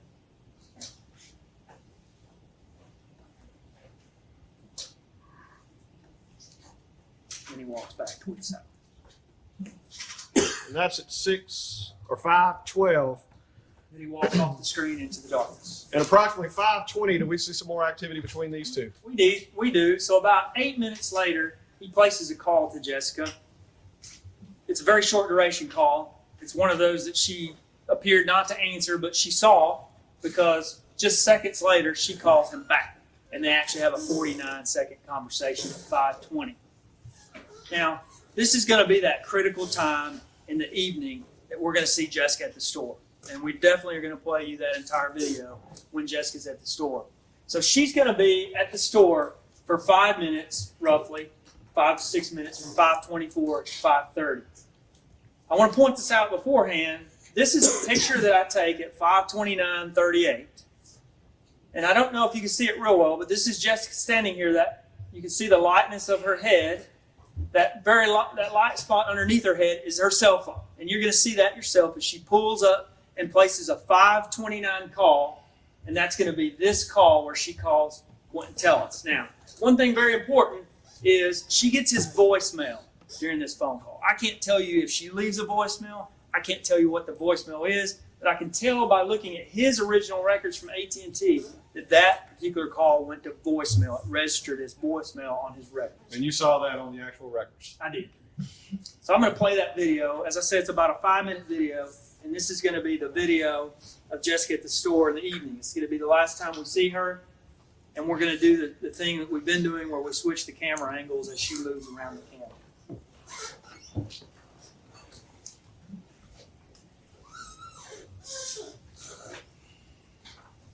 That's her there. She actually turns around. She pulls in and has to turn around to get to the pump.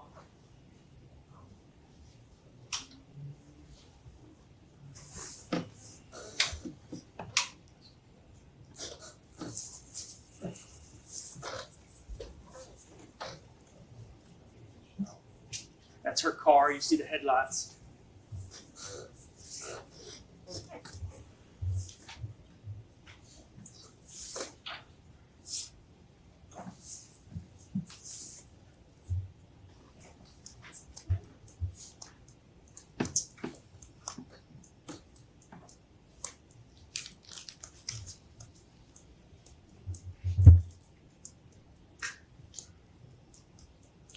I'm going to ask you about the girl in the pink shirt. You're going to see her a couple of times.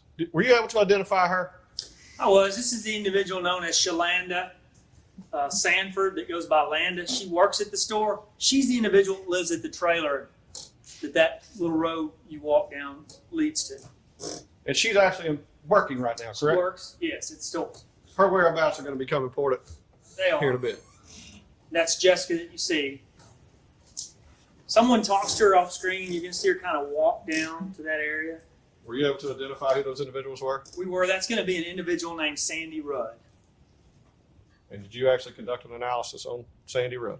I did. The agents did some interviews with Sandy Rudd to see what this was about. She borrowed a cigarette from Jessica, and we did pull phone records on Sandy Rudd, among other things. So you were detailed enough to even find the person she lit a cigarette to. Exactly.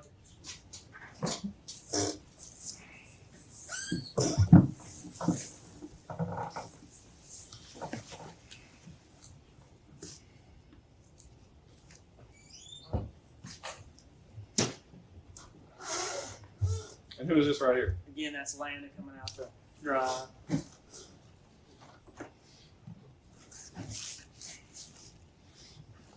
We talked about that activity at the store. You're going to see it really picking up at this hour. A lot of cars coming and going.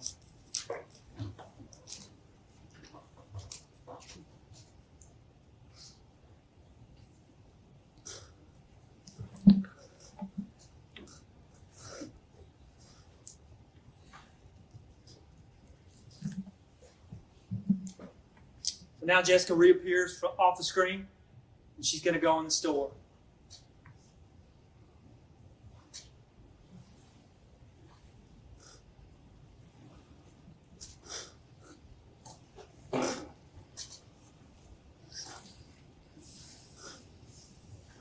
You'll notice that Jessica has on a little more clothing than she had on earlier too. got on some type of jacket, bigger shirt.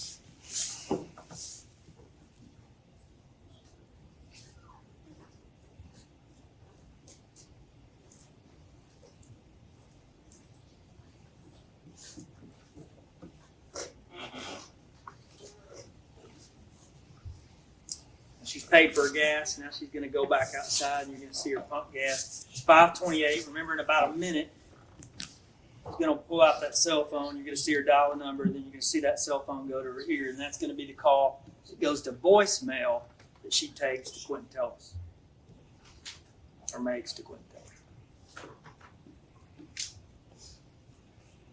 Tellis. She's opening her gas can, putting in the nozzle.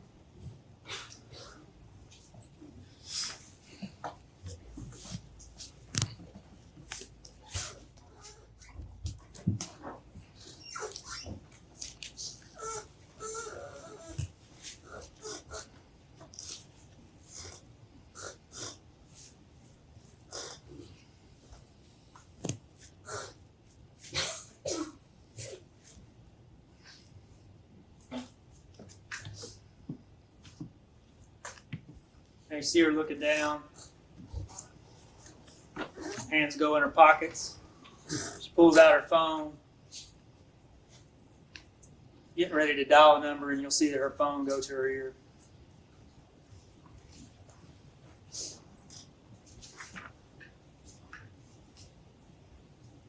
And there's that call. And that call goes to voicemail. It does.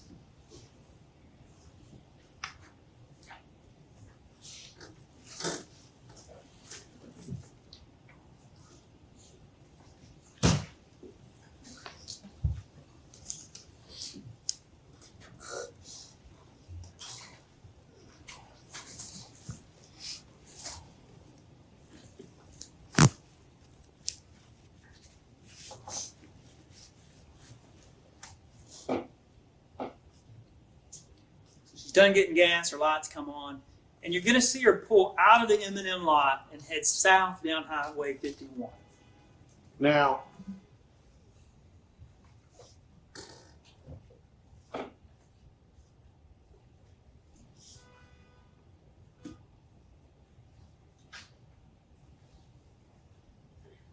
this is going to be almost 5:31, is that correct? It is. And when she goes south, does she pass by Quentin Tellis' home? She does. And 3 minutes later, does she receive a call? She does. He calls her back.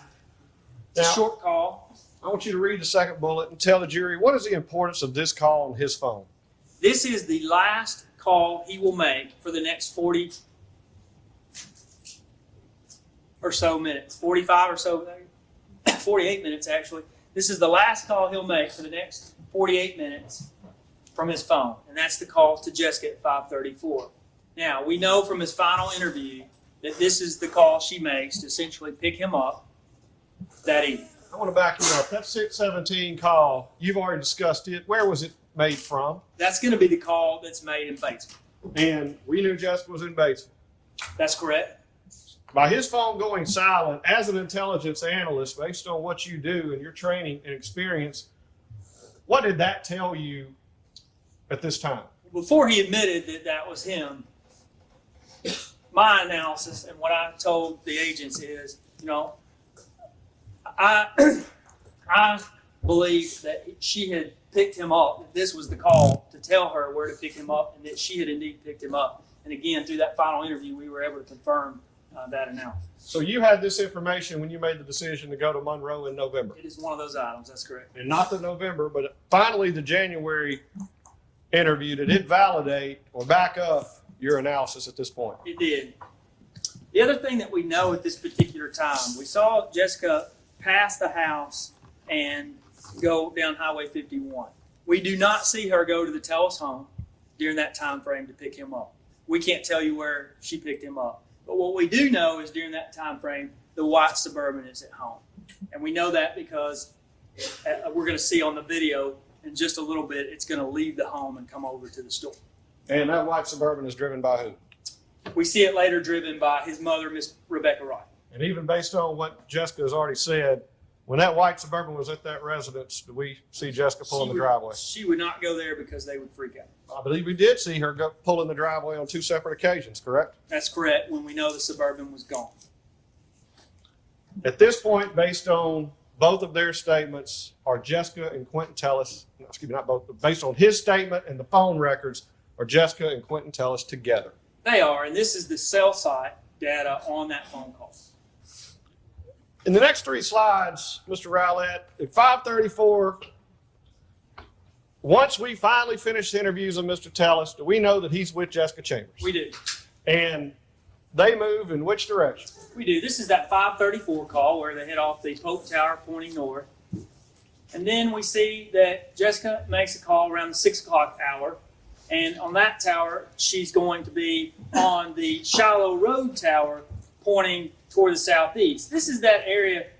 Remember, the murder occurred down this way. This actually goes under 55, and this is another back way to go to town. But that area we talk about, the sandbox, it's here. And a lot of times they'll take the back road up Eureka and the Woodland Road, and you're going to see that the Taco Bell's up here. And that's consistent with the cell site data.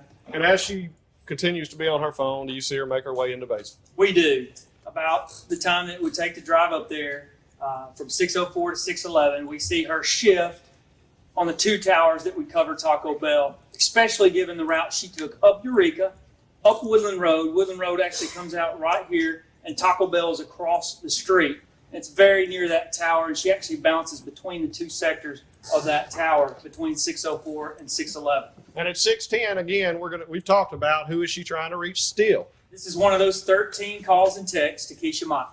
Well, she's with Quentin Tellis. That's correct. Now, we talked about this phone call several times. In the next slide, you've shown this image previously. We have, this is that one call that we have that Quentin Tellis makes at 6:17 to his sister Poo-Poo, and it is consistent with them actually leaving the Taco Bell area and heading south. Now, I want to point out something I haven't pointed out before. This is the same call. It just switches towers, okay? And that happens when you're on the phone as you're traveling. You're going to switch towers. And he switches between these towers, which is consistent with them leaving that area and heading back south. And if you're on a phone call for a decent amount of time and you start to move through towers, those logs will show you the same call several times as you switch. Is that It will, correct? yes. Now, that 6:17 call from Quentin Tellis, what is a major significance about that call?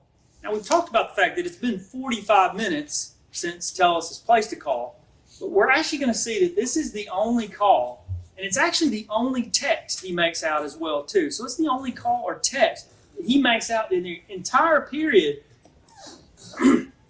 excuse me, between 5:34 and 7:42. So for 2 solid hours, actually more than 2 hours, Quentin Tellis is not going to place a call. He's not going to place a text. Or if you're going to place one call? Well, I'm sorry, the one call that you saw, the 6:17 call. That's the only call that he makes, and he makes no text out in that time frame. And that's a 33-second call to who? His sister, Pooh. Now, during the early interviews, could we confirm, excuse me, did Quentin Tellis tell us he was with Jessica during this time? He did not. He said he didn't see her after that drop-off earlier in the morning. And I believe things changed in November of 2015 as you confronted him with that 6:17 call. Is that correct? Yes, when we made that first trip to Monroe, that is the time that he told us that he actually drove Big Mike's Denali up to the Taco Bell to meet Jessica. That's also the time that he said, if you remember from the video, I asked him specifically what she ordered at Taco Bell, and he says that she got food and a slush. Well, he knew she ordered a slush. He did? So he knew details of being at Taco Bell, but he did not tell you that he was actually in the car with her. That's correct. Now, in the final interview, when confronted with all the facts that you had, did he finally tell you who he was with and what he did? He did. he admitted that Jessica actually picked him up, that he rode in her car to Batesville and back to Cortland.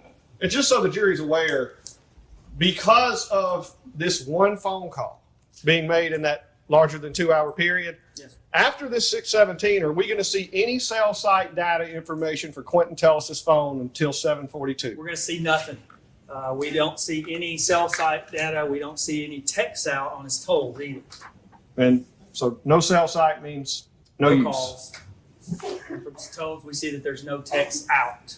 Now, Jessica was still using her phone at this time. Is that correct? She was. Again, at 6:17, he switches between those towers as he heads south. And we see that she switches from the Batesville tower again to the Shiloh tower pointing north, which is consistent with her heading south back toward Cortland. And then at 6:22 and at 6:25, we actually see that she shifts again on the Shiloh tower, but to the next sector, sector 2, pointing toward the southeast. So she's heading further south. She's back on that tower that we saw her, and sector that we saw her on earlier that covers that sandbox area, which you pass coming back into Cortland the back way. And that's 6:22 and 6:25 calls again. Who's she trying to reach? 2 of the 13 calls and texts that she makes to Keisha to try to get in touch with Keisha. What time did they arrive back in Cortland? Approximately 6:30. We can't nail that down exactly, but if you look at the cell site data and in talking to Tellis, it would have been around the 6:30 hour. And finally, in his interview, did Quentin Tellis tell you where they went when they got back? Now he says they went back to his house. What vehicle do we know was at his house at that time? We know that the white Suburban is at the house at that time. And Mama's there. Is there another area right around his house where the two of them hung out so Mama wouldn't see? It is, and that's the area where he admitted that they had sex at one point, just off that drive. And that area comes out. Where does it come out on the 51? It comes out just south of the Tellis Drive. Now, as an analyst, again, you've received all this information. You produced the shift that you referred to using her known locations, putting her where we know she is. Yes. And at this point, you said you believed her to be around the Tellis home or around M&M's. Somewhere south of M&M for sure. After Quentin Tellis' final statement, did that corroborate all the information that you had? It did, and that's a moment analysts love when we can go, when we make an assumption or we make an estimate and we can go gather a bunch of data that validates our finding. And it indeed validated that original finding back to the slide that I showed you earlier. What did Quentin Tellis tell you that they did when they got back to the house? Now, he says they went back to the house, and he says they smoked marijuana for approximately 30 minutes while sitting in Jessica's car. And where did he tell you that that car was located? Now, we asked him multiple times, and he says, we're at the house. Did you ever see a car pull in the residence? I do not see a car pull in that residence anywhere near that time. And certainly, Jessica, we've already mentioned several times, there was a reason Jessica didn't go there at this time. That's correct. Through those prior texts, she said she wouldn't go there if the mother was there because the mother would freak out. And finally, you can mention the other area. It is. That area just south of the home is where they previously had sex. Let me ask you, that grassy area south of the home, is it located within the M&M camera view? It is not. Now, The entrance and exit to that driveway is, but the area itself is not. and what part of M&M's camera is that entrance and exit located on? On the far right side of that camera, we're going to see What I'd call right on the tip, right? right on the tip of that camera. It's very difficult to see, and the jury will see that in just a moment. Now, we know at this time, based on Quentin Tellis' statements and the phone data, that they are at the area around Quentin Tellis' home. Somewhere around the home, yes. Who's Jessica still trying to reach? She's still trying to reach Keisha. And what you're seeing here is going to be the last 2 calls that Jessica ever makes. At 6:41, she's going to place a call to try to get Keisha. This is my cell site data. You're more interested in my now analytical product at the bottom, essentially where you see Jessica calling Keisha Meyer at 6:41. And again, it's one of those very short duration calls because Keisha's out a minute. And when you say your cell site data, the cell site you're getting is the exact cell site that would be over Quentin Tellis' home. It is. It's that Pope Tower pointing north. And then finally, what you're going to see at 6:48 is this is the very last call that Jessica will make. This is that call to her mother that she makes at 6:48, and it lasts 76 seconds. And Lisa Chambers has already described that phone call. After this phone call, what activity do we have? She has. This is the last call or text that Jessica will ever make. It occurs at 6:48 p.m. If you remember in her mother's testimony, she stated that there was no background noise. It didn't sound like the car was moving. And she said that normally Jessica would be listening to music very loudly if she was alone. And that led Lisa to believe that she was with someone during that call. Based on your investigation, was she correct? She was, according to Quentin's own statement, they were together at this point in time.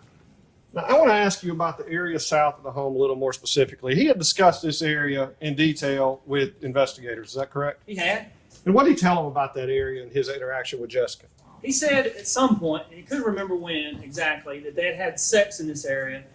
And he said that when they had sex, he'd gone over to the passenger side, or he was on the passenger side. She had gone over to the passenger side. They had leaned the passenger seat of the car back, and they'd had sex with her on top.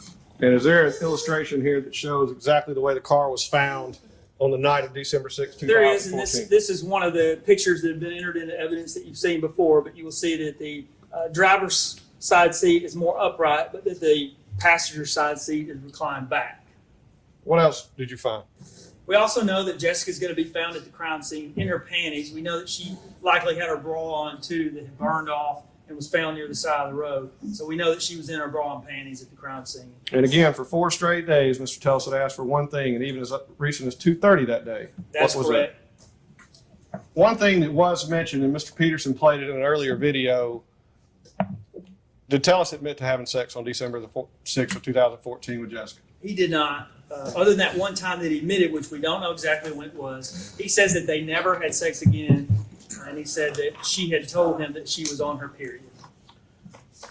And Dr. Barnhart has already testified that there is no evidence of that at the time of her death. She has. Now, during this time between 6:49 and 7:26, which 7:26 will become relevant here in a second, was there any activity from either phone? There wasn't. We know that Jessica makes her last call out at 6:48. She's never going to call or text anyone again. Quentin Tellis is not going to make a call or text till 7:42. So this entire time frame from 6:49 to 7:26, neither one of them are placing calls or making texts. And during the course of your interview with Quentin Tellis, he did mention several other girls that he either what he called hung out with, hung around with. He did. And were some of those trying to reach him during this time? Well, what we're going to see is during this time period, there are actually 5 different girls that are trying to reach Quentin Tellis. I'm going to show you 4 phone calls by 3 girls, and then I'm going to show you some text messages. So these are the calls. If you remember in the video, I asked him about this phone number and this name. And he indeed confirmed that Waukesha Dole was one of those girls. She calls him at 6:55. And again, I know from looking at his records that these calls go directly to voicemail. At 7:06, a girl called Renee Adams calls him.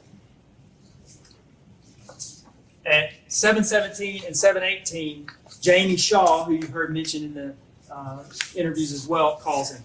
All 4 of these calls from 6:55 to 7:18 go to Quentin Tellis' voicemail. Now, these are the texts that I mentioned. Now, this is the first time that you're seeing any data from Quentin Tellis' dump, meaning he didn't delete these messages. I haven't showed you any messages he had with Jessica because he deleted them, but this comes directly out of, I don't even know if I cleaned that one up at all. I think that is directly from what I see out of the dump. And essentially, well, I haven't cleaned it up. I've added individuals that we've identified. That one that it's starred, we don't know who that is, but the reason it's starred, and that does come out of the dump, is because it was in his phone as Jacktown Caramel. And so he gets a text from Chiquita Jackson. She says, "Oh, well." And what do we know Chiquita's been trying to She's do? been trying to A, get a hold of him, and B, get money to come to court. Does this appear to be a give-up text? It does. And then we know at 7:07, he gets a text from this individual that he has in his phone as Jacktown Caramel that says, "What happened to you calling me back?" Then, at 7 minutes later, he gets a text from Waukesha Dole that says, "Call me." And then, at 7:41, he gets a text from Jamie Shaw that says, "Babe, I just called you and I love you. I've been sitting here thinking about you. It brought tears to my eyes. I miss you." All of these calls and all of these texts, did he respond to any of them? He did not. Not between the time of 6:49 and 7:42 is going to actually be his first outgoing text or call. Now, Mr. Rowlett, when does Quentin Tellis in his final interview tell you that he separated from Jessica? He says that it was at around 7 o'clock. Now, the entire timeline analysis you've done leads us up to the 7 o'clock hour. Correct. During the 7 o'clock hour, did you watch all of the surveillance video of the comings and goings at Quentin Tellis' home? I did. And around 7 o'clock, do you see anybody coming or going? I do not. From either the main driveway or the south driveway? Not around 7, not until 7:09. And at 7:09, you actually see someone come out. Is that correct? I do. You're going to see a blue truck pull out of the driveway. I'm going to play the video as I described to you so it doesn't take very long. And we're not going to spend a lot of time on this video because you saw me ask Quentin Tellis about this during the interview. But I clipped out a picture of the individual that's going to get out of that truck, and he identified that as his Uncle Sammy. And his Uncle Sammy had been over to the house visiting his mother. This is Sammy Williams. So I'll show the video. You're going to see Uncle Sammy pull out of the driveway. Now this is at night, so it's dark. All we can see at this point are headlights. And Uncle Sammy's actually going to pull across the end, and another car is going to pull in front of it. And then you're going to see him pull up. And he's going to sit there. We can keep an eye on those headlights for about 2 minutes, but we're going to shift forward so that you can see that blue truck pull up. And so there he is pulling out of the Tellis driveway, across the lot. So if you remember from that lot, you enter that lot, and he's going to ease through that lot. You're going to see his lights reappear. And then he's going to sit here. You're going to see a time jump in just a moment because I don't want to make you sit there and watch headlights sit in the parking lot for 2 minutes. And then at the end of that, you're going to see that truck pull forward. And again, we identified that individual that got out of the truck as Uncle Sammy. And Quentin Tellis also identified the truck He did. and the person that got out. Yes. And admitted that Uncle Sammy was over at the house that night.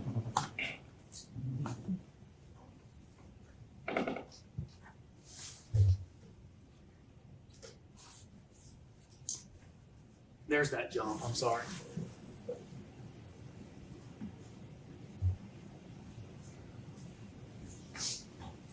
And then here's the blue truck, which belongs to Sammy Williams.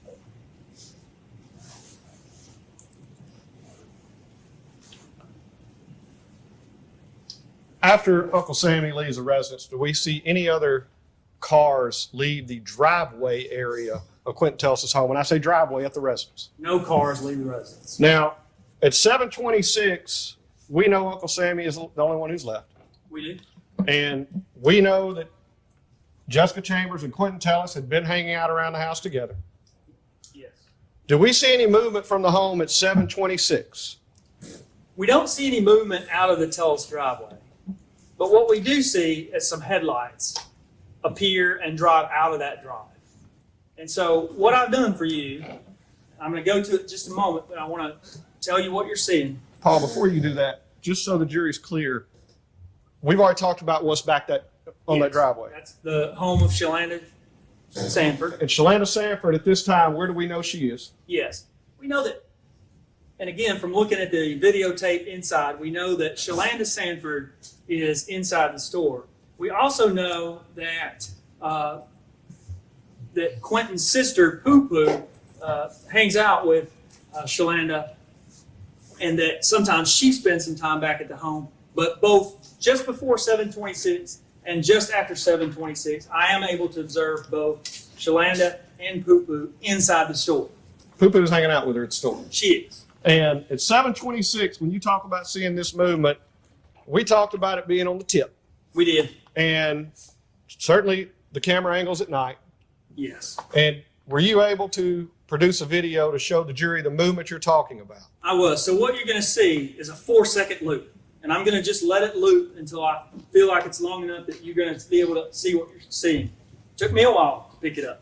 But you're going to see headlights appear, and you're going to see headlights pull out. And then every 4 seconds, you're going to see them reappear and pull out so that you can see that loop. And then what I'm going to do for you after that is I'm going to switch between day and night so that you can see exactly where those headlights are pulling out of that drive or out of that drive. So here's that loop. Again, it's going to loop from 17 to 21 seconds. And you're going to see, just on the outskirts of my camera, you're going to see headlights appear. They're going to travel a short distance, and they're going to hit Highway 51. Now, I didn't continue to show this. I put it in a loop. But that car does not turn north and come up Highway 51. If you would have turned north, would you have seen it? I would have seen it. If it had turned and gone up Carlisle Drive, I would have seen it. I can watch cars all night coming up 51. I can watch them turning and going up Carlisle. And based on the map, to get on Carlisle, that car would have had to turn north and then turn on Carlisle. It would have, yes. So I'm going to let that play a couple more times without me talking. And you actually noticed this as you were watching the videos. I did. But now you had some other tools that showed you there was some movement at that time also. I did. So let's go to that day-night phase, okay?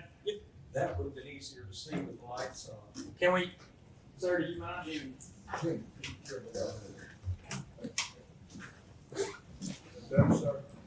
We didn't have sunlight. It would. I'm going to play it again, though. Get it going. Okay. Should play it. Now let it play a couple more times.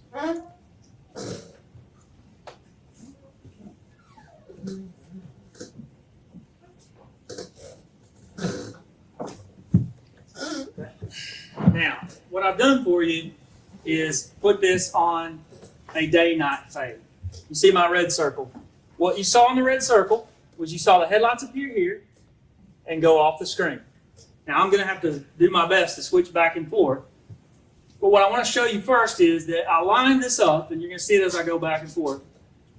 Scott and I took great care to line these up perfectly using the lights on the corner, as well as that crack, which you can see during day and night. So I'm going to go back and forth, and what you're going to see is the Tellus driveway here, and you're going to see that other drive just south of there. Again, the Tellus driveway and the other drive.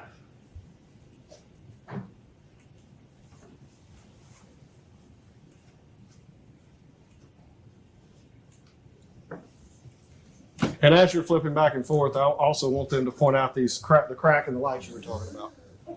7:26 is when you see this, correct? It is. This is the daytime video, so it's a different time. But at 7:26, do you also see some movement from another item of data? We do. Again, you'll remember that I mentioned that her RTTs are going to dramatically shift to the west. They're going to dramatically shift to the west. And from 7:30 on, her RTTs are going to be out west where the area of the murder occurred. So we have a car move from that south driveway at 7:26. Yes. And approximately 7:30, she's on the crime scene. We do, and they're 1.4 miles, which I believe they were able to travel in their travels. I believe your next slide will show the actual route and distance. Yes, and there's the 1.4 miles that's traveled. And it's small rural road, as we talked about. It's not interstate highway. Yes, the railroad track there, and a couple turns. Now, in Quentin Tellis' own interview, after 7:30, when we know Jessica arrives down on that crime scene, does Quentin Tellis' phone go active a few minutes later? It does. These are going to be those calls. You know, it's been dead for 2 hours, except for that one call at 6:17. And now we finally see what I call wake up. His phone wakes up, and he starts to make outgoing calls and texts. At 7:42 is the first call. Who does he call? He calls Jessica Chambers. And then does he follow that call up with anything? He does, and we know that Jessica's not going to answer that call. And so he sends a text 1 minute later, and that text says, "Bae, my friend is coming over tonight. I'll call you tomorrow. Good night. Sweet dreams." Now, when you interviewed Quentin Tellis, what did he tell you he was doing when he made this call? He said that he was trying to let Jessica know. Well, first off, he says where he is at that point in time is he's going to get his sister Ragan's Tahoe. And when he's going to get his sister Ragan's Tahoe, how did he tell you he was going to get his sister's He Tahoe? says he was on foot. He was walking to his sister's He home. was. And did you ask him who he's talking about, my friend coming over? We did, and he said this was, at first he says it was Jamie Shaw. But when Agent Meadows pressures him, he says this was actually Chiquita Jackson that was coming later that night. And when you say pressure, Agent Meadows asked him if Jamie Shaw would confirm it. He did. And so then he says it's Chiquita. He says it's Chiquita that's coming, and that's why he sent this text saying that he couldn't see Jessica that night. And what do we know about Chiquita? We know that she's waiting on a green dot card in Monroe, Louisiana, so that she can travel to Cortland. She's a minimum of 4 hours away at this point. And we know that the green dot card's been sent. It has not been sent. And when is the last time, I believe we mentioned a 425 call. Is that the last communication he had with Chiquita? It was.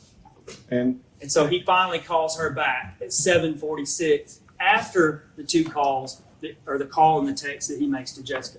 and Chiquita had already sent him an oh well. She had. So you said at 7:46 he calls Chiquita. He does. And what does he tell you he's doing when he calls Chiquita? Says he's going to get Ragann's car. Walking. On foot. So he tells you he's walking on foot to Ragann's house or Ragann's house during all three of these exchanges. That's correct. And so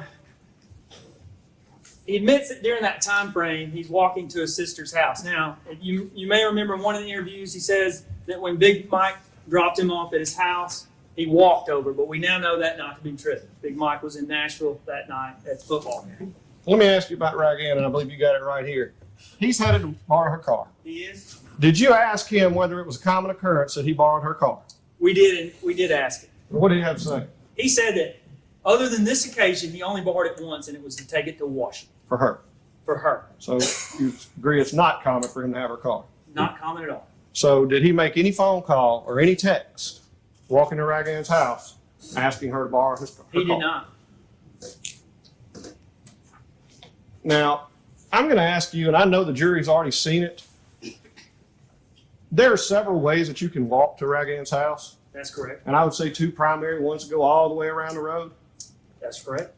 And then the other one is the route that we showed, including the access road. That's correct. And it heads right into where? Heads right into the back of Otto Sanford subdivision. So you would leave the area where she was murdered. You would pass the area where the keys were found. You would travel, you'd pass the railroad tracks, and you would go up the railroad tracks, along that road of the railroad tracks. Now, the jurors actually went up into Daniel Cole's yard, which is a way you could go, but there's also a footbridge that crosses the creek here and provides a more direct route that goes to Ragann's house. And that route would also provide a lot more concealment than a route up Highway 51. And it also cuts off about a quarter of a mile of that trip. And approximately how far is this walking route? That route would be about 1.2 miles. And that access road the jury got to see, I just wanted to make sure that we have that they understand how far we're talking about. Yes. They stood at the bottom at Daniel Cole's house. They did, approximately in this area. And then we actually drove them around and they saw where it exited. We did. This is that trailer that they saw. So they stood approximately here. How far is it from where we were at Daniel Cole's house to that? 450 feet, so approximately 150 yards. About a football field and a half. Yeah, 150 yards. That's correct. Now, moving on to the next slide, on that route, were there some items of evidence found? There were. That route was passed by the keys where Jessica's car keys were found. And again, these are some images that have been submitted into evidence of where those keys were located and where they were found. And I believe, how far down was those keys That is a found? quarter of a mile from where she was murdered. And what do we know now about those keys? We know that they had Quentin Tellis' DNA on them. Now, when he made those calls, 742 to 746, Yes. what tower is he actually hitting on? He's hitting on that Pope Tower heading north. And that tower would cover the area where she was murdered. It would cover Ragann's house, and it would cover all of the areas in between. So all of that area in Cortland, that's going to be his tower. Correct. Now, I'm going to back you up just a bit. Okay. We've talked about him. At this point, we know based on Quentin Tellis' statement that he is walking to his sister's home Correct. at 7:42, 7:43, and 7:46. And prior to that, do you still have eyes on those cameras at Eminem and Quentin Tellis' home? I do. We watched the camera the entire day and entire evening. And after that car moves from that southern location, at the same time we know Jessica's phone moves to the crime scene, and during that time he's walking to Ray Gann's, who moves from his house? Yes. So we know that at 7:29 we see that car pull out of that drive to the south. About 12 minutes later, we're going to see the white Suburban leave the driveway. And it's going to pull over. And again, we cut some of this video, but I want you to be able to see the Suburban. I want you to be able to see Miss Rebecca Wright get out and go in the store. So it's going to pull out. She's going to stay in the store almost 20 minutes. And then she's going to pull back out and over to the house at 7:56. And so you're going to see that Suburban pull out, pull over to the store.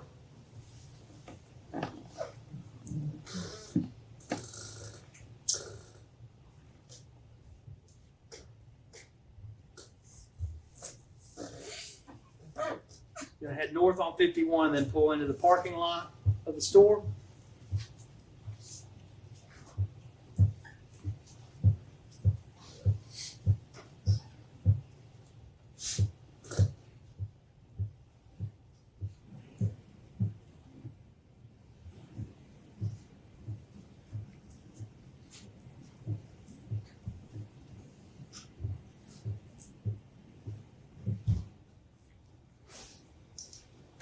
She's going to go in.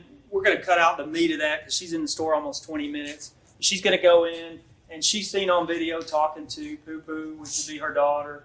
She talks to Landis in the store. She's on the phone, as you can see now. It's parts of that video. And so it's jumped at this point, and this is going to be the point where she actually leaves the store. So you missed about 18 minutes in between where she's in the store talking to a couple individuals and talking on her phone. But we want to show you that she's there from 7:38 to 7:56. So during the time when he admits that he is walking to Ray Gann's at 7:42 and 7:43 and 7:46, we know that Mama Becky is at the store. We do. And we also know that she's been home. After that time, at 7:46, when he said he was walking to his sister's house, and we know he borrowed his sister's car, did he tell you where he went once he borrowed his sister's car in his interviews? Yes, at that point, he says he goes to Batesville to get the Green Dot car. And does his phone records or the video back that up? They do not. He's not going to hit the Batesville Tower for some time. 7:46, he's walking to his sister's car while the mother's in the store that we know at 7:50. Yes. Do we see a vehicle at the Tellis home? We do. And we know the mother's not there. We know she's not there during this time. We're going to see this vehicle for about a 2-minute time frame, from 7:50 to 7:52. You're going to see the vehicle pull in, and you're going to see it sit there. You're going to see the lights are going to kind of fade in and out for the minute 42. Part of that is the act of a car stopping, and I watched this many hours. You know what your brake lights do when you stop. You can just see some lights come in and out. The other thing that happens to me frequently on the camera is, you'll notice this yourself, as cars come up 51 and you get those headlights into those analog cameras, it's going to bleach out the light in the back. You're going to see some of that. But you're going to see, for the most part, during that minute 42 seconds, that car is sitting in an area, and I'm going to go back to a day-night fade for you and after I show you the video, and you're going to see that where that car is sitting. Now, did you watch vehicles coming up and down Highway 51? I did. What type of speed do they normally run? They're moving pretty fast at that point. Now, you mentioned in this case, this car was moving at a very slow rate of speed. Once you get off the camera to the right, how far down is Otto Sanford subdivision approximately? It's about, as I think Major Thompson told him when we were standing there, about 150 yards. Now, the other thing that's important during this time frame is we see Tellis make that call to Chiquita at 7:46. His phone, his activity going out, is going to die again from 7:46 to 8 o'clock. There's going to be a 14-minute window where he's no longer using his phone again. And so that is going to cover this period of time where he pulls, or where a vehicle pulls into the area of the home and backs back out. And so I'm going to show you that video. This is the image of it pulling out. I'm going to show you that video now. Now, it's going to actually be the second card. You're going to see it here. And it's going to pull into the drive. We're going to play the entire minute 42 seconds.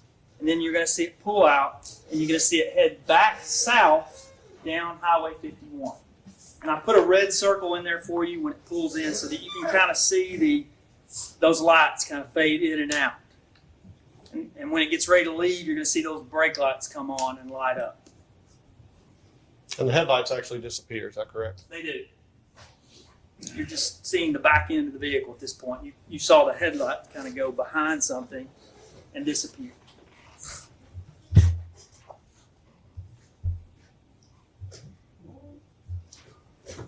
And again, you see those lights kind of coming and going. They disappeared for a moment when that car even went south down 51. And again, I'll do a day-night fade for you in a moment so you can see where that is.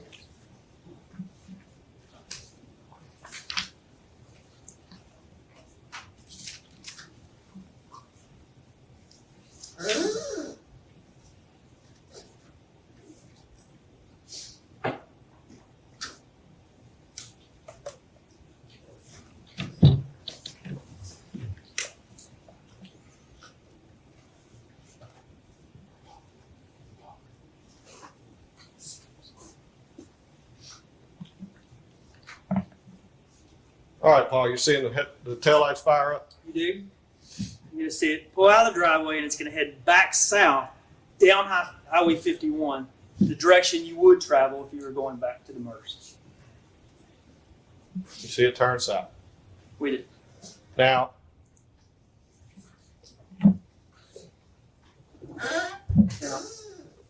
go ahead. Now I'm going to do that day-night fade for you again. We'll leave the lights off. Let me ask you about the driveway. They've already seen it. Yes, There's two structures, correct? there are. And what two structures are we talking about? We know the mobile homes to the back of the driveway. We know the sheds to the front of the driveway.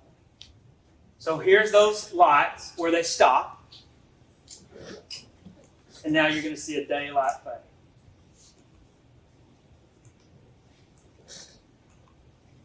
And that vehicle's parked at the front of the driveway. And I want you to notice there's a tree here and there's some trees back here.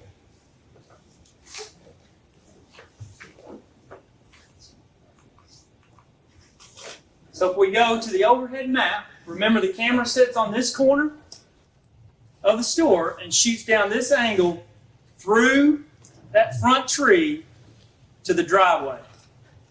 And the shed sits here. And based on Quentin Tellis's early talks with the FBI, what did he tell investigators that he kept in that shed? He keeps a 5-gallon gas can in this shed. And what substance did we find Jessica Chambers burned by? Gasoline. And did he mention to them who that gas can belonged to? He said it was his.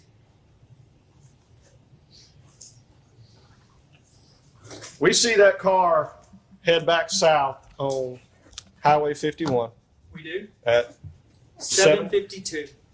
and you already stated the previous movement down is 4 minutes, 4 minutes? Yes. Excuse me. From 7:46 to 8 o'clock, what happens with his phone? Silent. No outgoing activity. But we see that at 8 o'clock, we're going to see the first call back out on his phone. That's going to be a call that he makes to Chiquita Jackson down in Monroe. And it's going to be on the tower, again, that covers the Cortland area. The Polk Tower facing north. And at this point, do you begin to track Quentin Tellis' cell phone? I can. And also, do we see, based on his own statement, Quentin Tellis drive by the store 4 minutes later at 8:04? We do. What we see is at 8 o'clock, he places that first call. That's his first activity back. At 8:08, he's going to switch from the Polk Tower to the Batesville Tower, and I'll show you that in just a moment. But in between that time, we're going to see a vehicle. I watched the video at length. The only vehicle that I can see matching the description of the Tahoe is this vehicle, and that's the one we showed him in the interviews, and I'm going to show you that video. And we know that he at this time is traveling to Batesville to buy a green dot for Chiquita. And you're going to notice that this vehicle is traveling at a pretty high rate of speed. And did you show him this video and the final image of the white vehicle passing? I did. And what did he tell you about that vehicle compared to his phone records? He said that was probably. Now, as I stated, at the same time that he's passing M&M's store headed to Batesville, what happens? At that same time, at 8:04, we received the last RTT. That's the last communication between Jessica's phone and any cell phone tower ever. And when your phone goes completely silent to that nature ever, the phone died. It does. It's dead. It's not communicating with the tower. And tell the jury how a phone can die. There's several ways. You can turn your phone off. That'll kill it. Not going to communicate with the tower at that point. You can let your battery go dead. That's going to kill it. But there's a third way, and we probably all experienced this at some point. Heat. When your phone heats up, it shuts down. You leave it in your car, you leave it in the sun, it's going to shut down. And what do we know that this phone, how far do we know this phone was sitting outside the vehicle? We know through Lieutenant Dixon's testimony that this picture was taken and that the phone was approximately 2 to 2.5 feet from the car. We also know that the back is off the phone, which would expose the phone to additional heat on the back of the phone. When you say 2 to 3 feet outside the car, what do we know that the phone was exposed to at that car? An extreme amount of heat. Now, 3 minutes after he passes by M&M's and her phone goes dead, does a call come in about the fire? It does. That's when the call is made to the Pinellas County Sheriff's Office by LaTroy Rudd to report the fire. And LaTroy Rudd and Glenn Williams' name came out in Agent Douglas's testimony. It did. And just because they were around or involved in this case by calling it in, did you analyze them? We did. We pulled their phone records as well. Did they have anything whatsoever to do with the death of Jessica Chambers? They did not, but I can see from LaTroy Rudd's phone that he places the call at 8:07 to report the fire. Now, I already mentioned you tracking Quentin Tellis north. In the next few slides, tell the jury how you're able to track him north, because at this point, is he back on his phone? He is back on his phone. He replaces that 8 o'clock call, and I showed you that he's on that Pope Tower pointing north. So as he goes up 51, we know at 8:04 he passes by the store. About 4 minutes later, he finally transitions to that Batesville Tower pointing south down 51. And again, that's another call to Chiquita. At 8:11, he's still calling Chiquita. This is one of those where he switches towers. And again, that's consistent with him heading up 51, heading toward Piggly Wiggly and Fred's. And then finally, between 8:15 and 8:23, he hits on the towers that would be consistent with actually being at either of those locations. So from 4:25 until 7:46, during the time he was with Jessica, did he talk to Chiquita at all? He did never call. She was trying to get in touch with him, but he never tried to get back in touch with her. And starting at 8 o'clock, when he starts moving toward Batesville from Cortland, he makes 5 phone calls to Chiquita That's correct. until 8:23. We do, and we know that we're going to see that at 8:26 he's going to be at Fred's, and that's consistent with the phone data that we see here. And just backing up, 8:15, 8:23, he did go one place before he went to Fred's. Is that correct? He did. He went to through his own statement, he went to Piggly Wiggly. And Piggly Wiggly and Fred's are right here in town They're very close. close to each other. So at 8:26, we get him on video. We do, and this is that picture that's been entered into evidence of him in the store at Fred's. Now, is this the first look we get of his clothing since he was bundled up with the jacket and the same clothes? Yes, it's the exact same clothes. We see the dark shoes, the pants, the red shirt, and the red hat. But what we don't see is the jacket that he had on in the earlier video that we saw at 5:08. And I believe you asked him about the jacket because you mentioned it being freezing cold. I did. And he had just walked to Ragans. It's down to 42 degrees at this point. And what did he say about the jacket? He says he must have left it in the car. Now, I'm going to ask you about this because certainly at 8:26, he sends a green dot. He purchased the green dot. Excuse me. Let's move on to green dot. I do want to tell this jury what green dot is. They've heard a lot about it. Now, explain green dot to the jury. And some of you may have purchased green dot. A lot of people haven't. But here's how green dot works. You can go to a place like Fred's with cash. So if you have $40, and that's how much Quentin spent on a green dot, if you have $40, you can go to the Fred's counter and you can tell Fred's, I want to purchase a $40 green dot. So you pay Fred's $44, whatever their service fee is. That's how Fred's makes their money, and they load $40 on that card for you. So you now have a green dot card with $40 on it. Now it's got a number on the back of it that you can scratch off. Cards work differently, but essentially numbers associated with that purchase. You can then call someone and give them the number, or you can text it to them. You can take a picture of that card and you can text it to them. And then they can load it on another device, and you now transferred your $40 cash out of your pocket to another individual's card somewhere else. So that's what a green dot essentially is, and what these top money devices and how they work. And shortly after I sent you the green dot information, I asked you about a time that concerned me. It is. The one thing that we did was we subpoenaed green dot, because we wanted to know who got that green dot. Was it really Chiquita? And what'd she do with it? And indeed, we got records back from Green Dot that shows that she did indeed load that same Green Dot number that Quentin purchased, and she loads it at 9:53. Now on the records, they do say 7:53 p.m. Now Green Dot Corporation is located in Pasadena, California.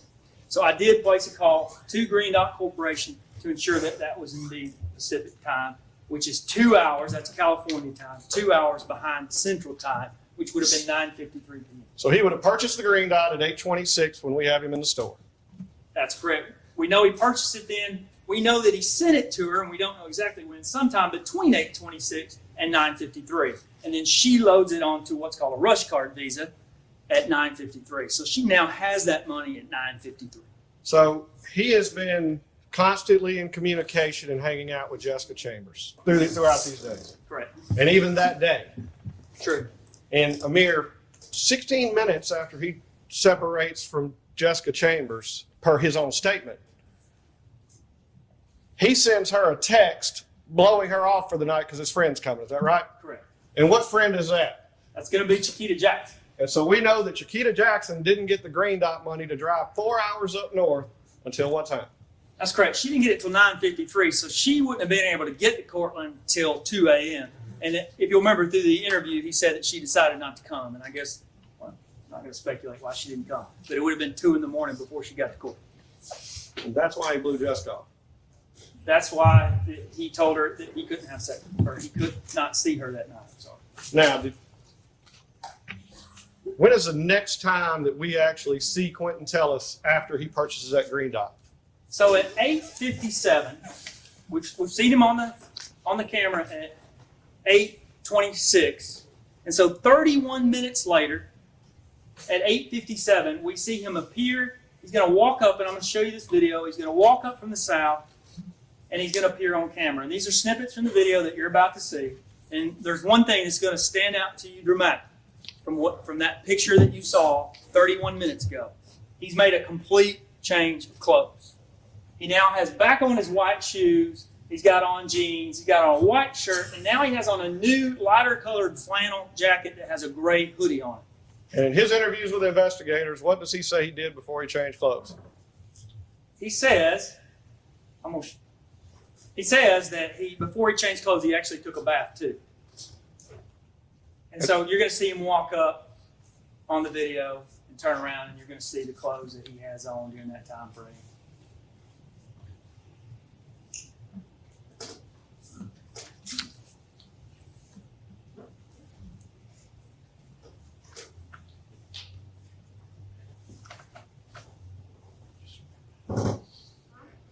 You see it transition to the other camera, and you see him come in the store, what he's wearing.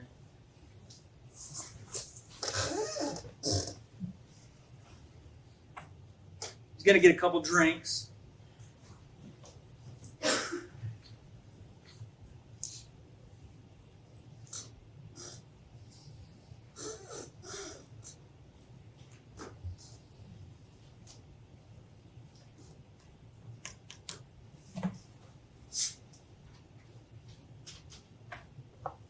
You're going to see him go check out.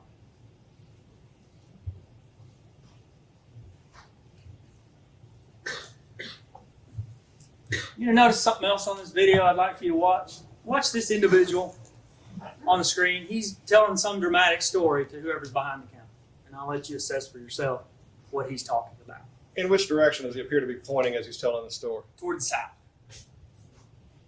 And this is at 8:59, approximately an hour after the incident with Jessica.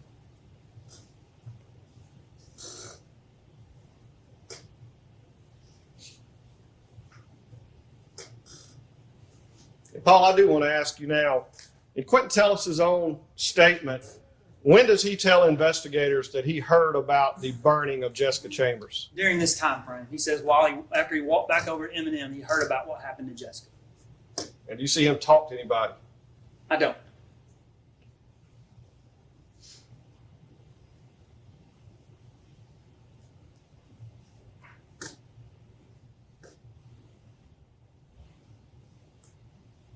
Then you'll see him walk out of the store and go back to the side. Now, Paul, based on the records, and as I said, you use multiple forms of data. Is that correct? I did. And based on all the forms of data that you've used in this case, will you recap the 31-minute period window that he's provided for you? Yeah, in that 31-minute time frame, from the time we see him checking out at Fred's or at the counters at Fred's, he would have checked out. He would have walked to the parking lot to get back in Ragann's Tahoe. He would have drove the 8 miles to Cortland. He would have returned Ragann's Tahoe, walk home, take a bath, and put on the change of clothes, and then walk up to M&M onto the camera. And Paul, as we finish, I ask you to create a slide showing the different images we have of Quentin Tellis throughout the day. Is that correct? I did, and this is the slide, and I put both the times and the temperatures that you see. And you all have seen these various videos. This was that first video in the morning. He changed clothes sometime either before or directly after being dropped off. And you see the clothing that he had. He had on the exact same clothing 6 hours later at 5:11. Still got on the jacket. And then you see that image of him at Fred's without the jacket, same clothing. And then you see that 31-minute time frame where he now has a complete change of clothes. And when he actually ditched the jacket between 5:11 and 8:26, the temperature is dropping. It's dropped 6 more degrees. Now, I asked you a second ago when Quentin Tellis admitted to you that he heard about Jessica Chambers being burned. I did. You did. Did you ask Quentin Tellis during the interviews that the jury saw who he tried to call when he found out she had been injured or burned? Please restate that question. I'm sorry. I'm sorry. That sun's in my eyes. Did you ask Quentin Tellis when he found out Jessica Chambers had been injured or burned at the store who he tried to call? He says he thought he tried to call Jessica. And do the phone records from either phone support that information? They do not. After that 7:43 text to Jessica, he never attempts to contact her. And this is the same girl that he'd been hanging out with and texting with. Correct. And Jessica Chambers, the same girl that he claims he had sex with. Correct. And this is the same person that he sent that text to. My friend's coming up. We know where she is. Good night, sweet dreams. It is. He finds out she's been injured or burned. How many phone calls or texts does he make to Jessica to check on her? None. In fact, what does he do? He tells us that sometime after that, he deletes and erases all of the calls and texts that he had with Jessica. And he erased her from his life. Correct. Your Honor, I tender the witness. Good evening, Paul. Ma'am? We have talked frequently, haven't we? We have. Yes. Seems like there were instances where you thought that vehicles were coming out of a driveway across the street, either the driveway to the home or the driveway right next to that. Yes, ma'am. But in so doing, you were not able to determine a tag of that vehicle going No, in ma'am. and out. You were not able to determine who was actually in the vehicle No, ma'am. at the time. And so it was just kind of a guesstimate or an assumption that it would have been a vehicle that Quentin was in. I would like to use the word analysis, but yes. Okay. What about guest? I can't tell you definitively who's in that vehicle. You're correct. Yes, and that may have happened on several occasions as we went throughout your intelligence packet, work product, I think it's called.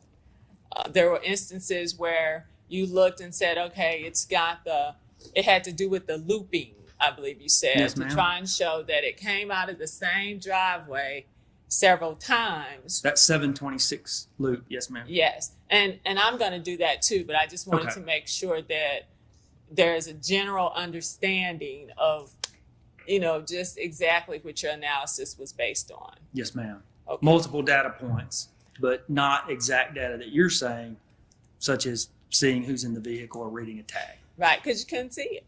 Couldn't see. Even though the footage may have shown a vehicle going in and out, it just doesn't show you all the way inside the vehicle. It is not. As well as, let's say, believe we're calling it a shed that's in the driveway to his mom's house. The video footage just did not show a person even getting out of the vehicle to go in the shed. It does not. Okay. And it does not show a person getting out of the vehicle, their identity. It does not. Okay. And so there are no additional eyewitnesses, persons who would have been able to say, yes, we saw Quentin get out of the vehicle on those separate occasions. There were not. Okay, right. Were you aware that Miss Jessica had indicated that the person who had done this to her was named Eric? I was very aware of that. As a matter of fact, I think it was the FBI analyst. I'm almost positive it was Bart Todd at the FBI. Actually did a chart that showed us all of the various statements that she had made according to the first responders, and we actually had that on the wall for a long time. Much of what you heard here differed somewhat from what we heard in testimony. And, there were a lot of statements as we've heard in the testimony, but there was a lot on that chart that led us to believe there were a lot of inconsistencies as well, too. And I think that's what Agent Douglas was saying, is that that's one of the reasons we didn't just stick to the Eric and Derek. Was it at the forefront of our mind? Absolutely. But did we stick to it? No. And the reason for that was so many of those inconsistencies that was on that chart on the wall that the FBI had created. Okay. Did you personally have an opportunity to review any of the written statements that those first responders? I did. You did. And again, I did review them, but I relied primarily on the chart that we had on the wall that the FBI created. And they did that based on both the witness statements written and any of the interviews that were done. Because I think some FBI agents were involved in those interviews. If not, they were talking to whoever did those interviews of the first responders. Yes. I guess this is my hesitancy. Let me express to you what I have sort of a problem with. I'm thinking if there is a victim who has said that a person's name, it's a dying declaration, then why would not all of the focus, but a significant amount of the focus be on this list that says Eric, because that's what she said? I would say a lot of focus of this case early on was on the name Eric or Derek. It was not on this list. If you look at this list, if I go into my database and pull a list of 300 Eric and Dereks, I'm knocking on 300 people's doors. They may not even live there anymore. They may not even live in Mississippi anymore. And you have no idea if they have any involvement in the case. Where we use the list is if there's any connection to those individuals, then we would zero in on any individual that was on that list through a connection of either direct to Jessica, which never occurred, or through someone else we interviewed. So if Keisha's talking about a certain group of people, we might then go back to the list and see if any of those people that she's talking about were either named Eric or Derek or lived with people. We were looking at people that lived with Eric and Derek's. And when I say looking at, I'm just saying when we interview someone and Keisha or anyone else tells us about an individual, we were constantly comparing it to the list and all of the individuals on that. We weren't going to go, now again, you're kind of out of my element. I'm not an investigator. Yes, sir. But since you asked, I would say I think it would be crazy for us to go knock on 300 doors and just saying, "Hey, is your name Eric? Can we talk to you?" But I'm not an investigator. I'm an ask. Remember that talk about being a collector versus a processor and an analyzer. Correct. But that's what I saw happen. To answer your question, that's what I saw happening, and that's what I assisted in, was that constant checking against that list when leads came in or when we interviewed people. And just one final question, because I know you're not the investigator. Yes, ma'am. As far as just going and knocking on a door would not be the only way to eliminate individuals on that list. I would imagine more than just a name came in, correct? Some type of phone number or address or other type of identifying information. It would, but I have found that probably 60, 70% of the time that current information is inaccurate. Yes. Okay. It would have been a very difficult task and probably a fruitless task, in my opinion. Again, not being in that role. But it's speculative, though. Okay, and then just one final thing about the accuracy or reliability of signals, that type of thing. I believe you said this to me also. Cell signals go to the tower with the strongest signal. That's correct. Okay. Which is not always the cell tower geographically closest to the cell phone. I did tell you that. And what I mean by that is sometimes, that's why you have to look at the azimuth, that cone that you see, because sometimes you may be far out from a tower in between those two blue cones. And even though you're closer to that tower, you're in between the blue cones outside, there may be a tower that's further away where the cone is pointing directly to you. So you're in an area of greater power at that point. Okay. That's why I don't look at just the tower. I'm always looking at the cones as well. And when you say cones, make sure we know It's that 120 degree, it's a sector is what it is, but it looks like a cone on the map. Okay, there was some discussion, I'm not sure which, it's much further down in your work product, but that there were no calls or texts on Quentin's phone from, I believe, 534 to 617. And Yes. then 617 to 742. yes. I have 534 to 617. Yes, ma'am. Okay. So now that could be, you didn't seem to have any other, that would not indicate his location.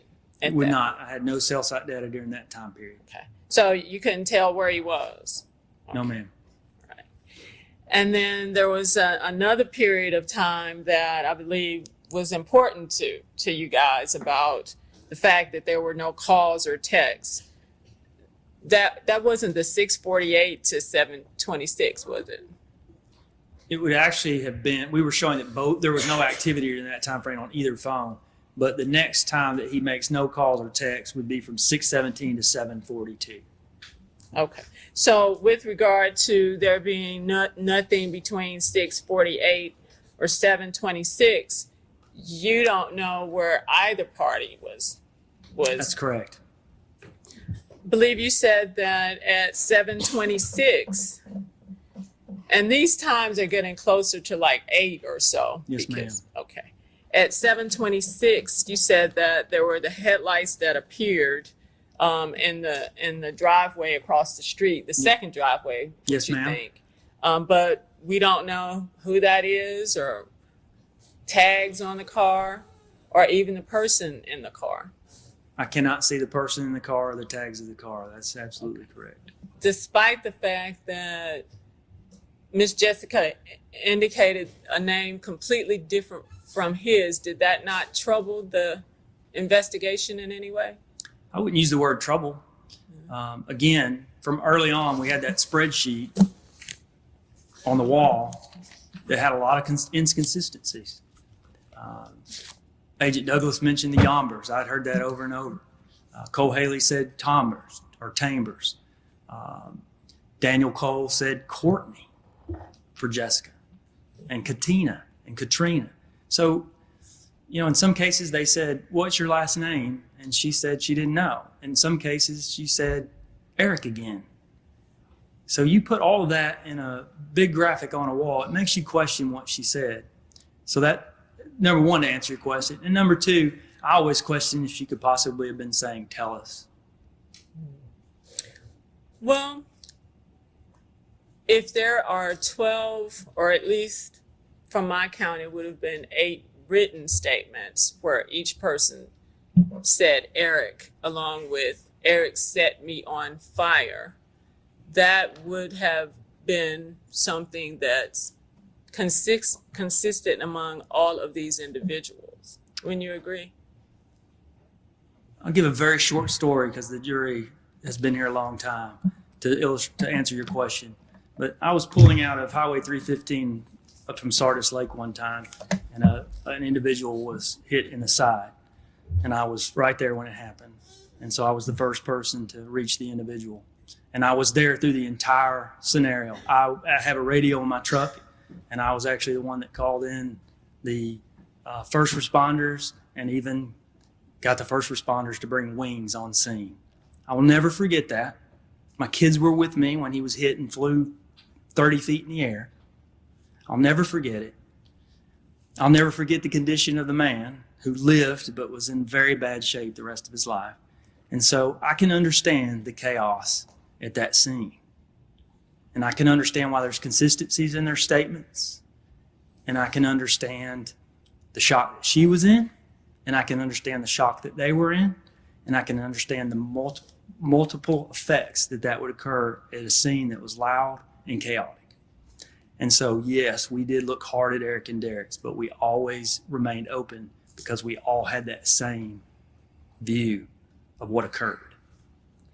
And would you not agree that after what happened on Saturday, that there were many firefighters and law enforcement who had different statements than what was, actually in written statements that they made, which was, a day later when it's fresh in their I agree with recollection? you. It was all over the place. The statements that we heard, the statements that were written. I'm just going to be honest with you. The statements that I heard from the firefighters early on have changed. And I'm not making any dishonest statements about, I think things change from the minute that scenario happened until today. You're out of my expertise, but I know personally the way I see things change from the minute it happens till later on. And sometimes it gets better.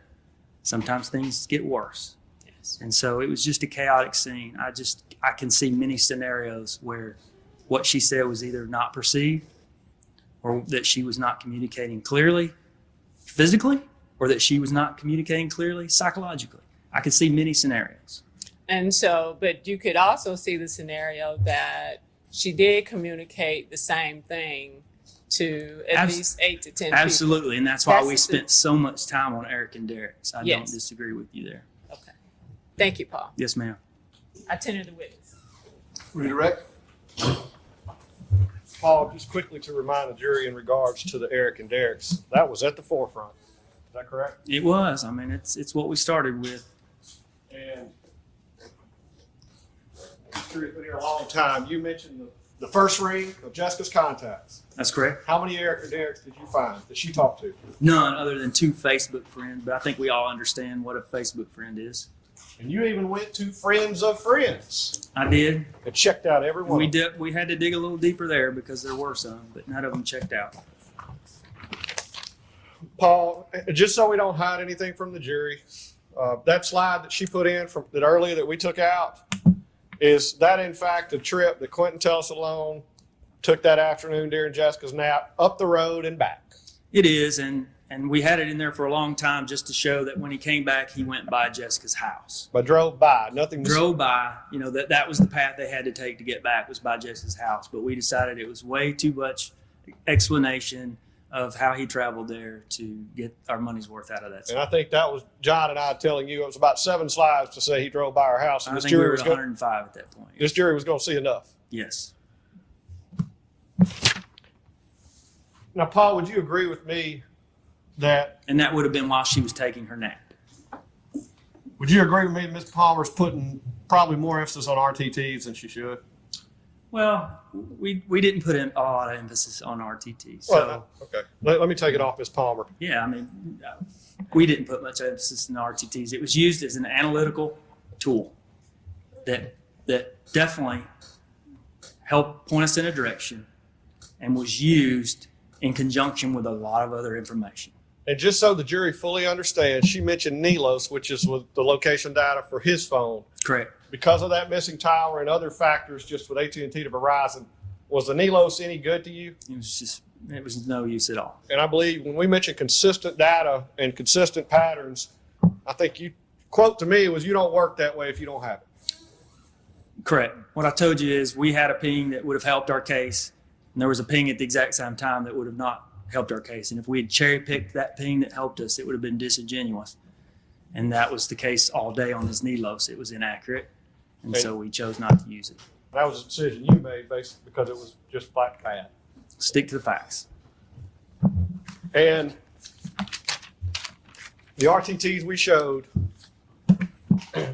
was that one of the tools you used? Was that one of the One of many the data tools. points One you of used? many tools. And, You also- that first slide which lists all those tools shows it. You also use video. Yes. You also use the statement of the one person sitting here on trial, correct? 4 statements. Yes. The statements. Now, she mentioned that 726, and a couple of times I'm going to talk to you that you can't tell where she is. Up till that time, where did Quentin tell you Jessica Chambers was? He said that she was with him at his house. And we know Mother was home. We do. At 726, when that car moves, what does her phone do at the same time?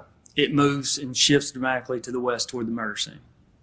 And at 742 to 746, when she asks you, you can't tell where he is. Where does he tell you he is? He says he's walking to Rag Ann's to get the Tahoe.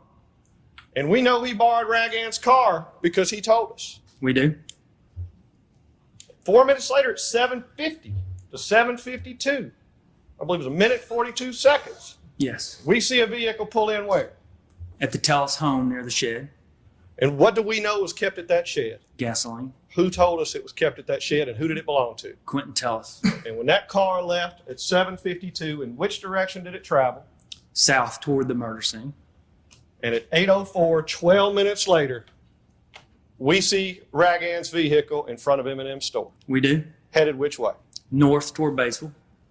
And at this time, Jessica Chambers is on fire. That is correct.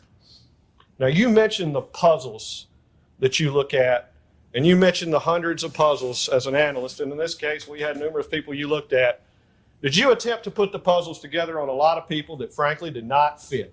I did. The pieces just wouldn't fit. And you said at the beginning you don't have the picture on the front of the box like I would use. Correct. Were you able to put together a puzzle during the course of your intelligence analysis in this case? I was. And when you finished putting that puzzle together, was there a picture on the front of that box? There was. And who was that picture of? Quentin Telus. Again, after Mr. Tellis found out that she had been burned, did he make any phone calls or text messages to check on her? He did not. And what is the last thing he did with her contact information? He deleted them all. And he erased her from his life. Yeah. Your Honor, that's all I have. All right.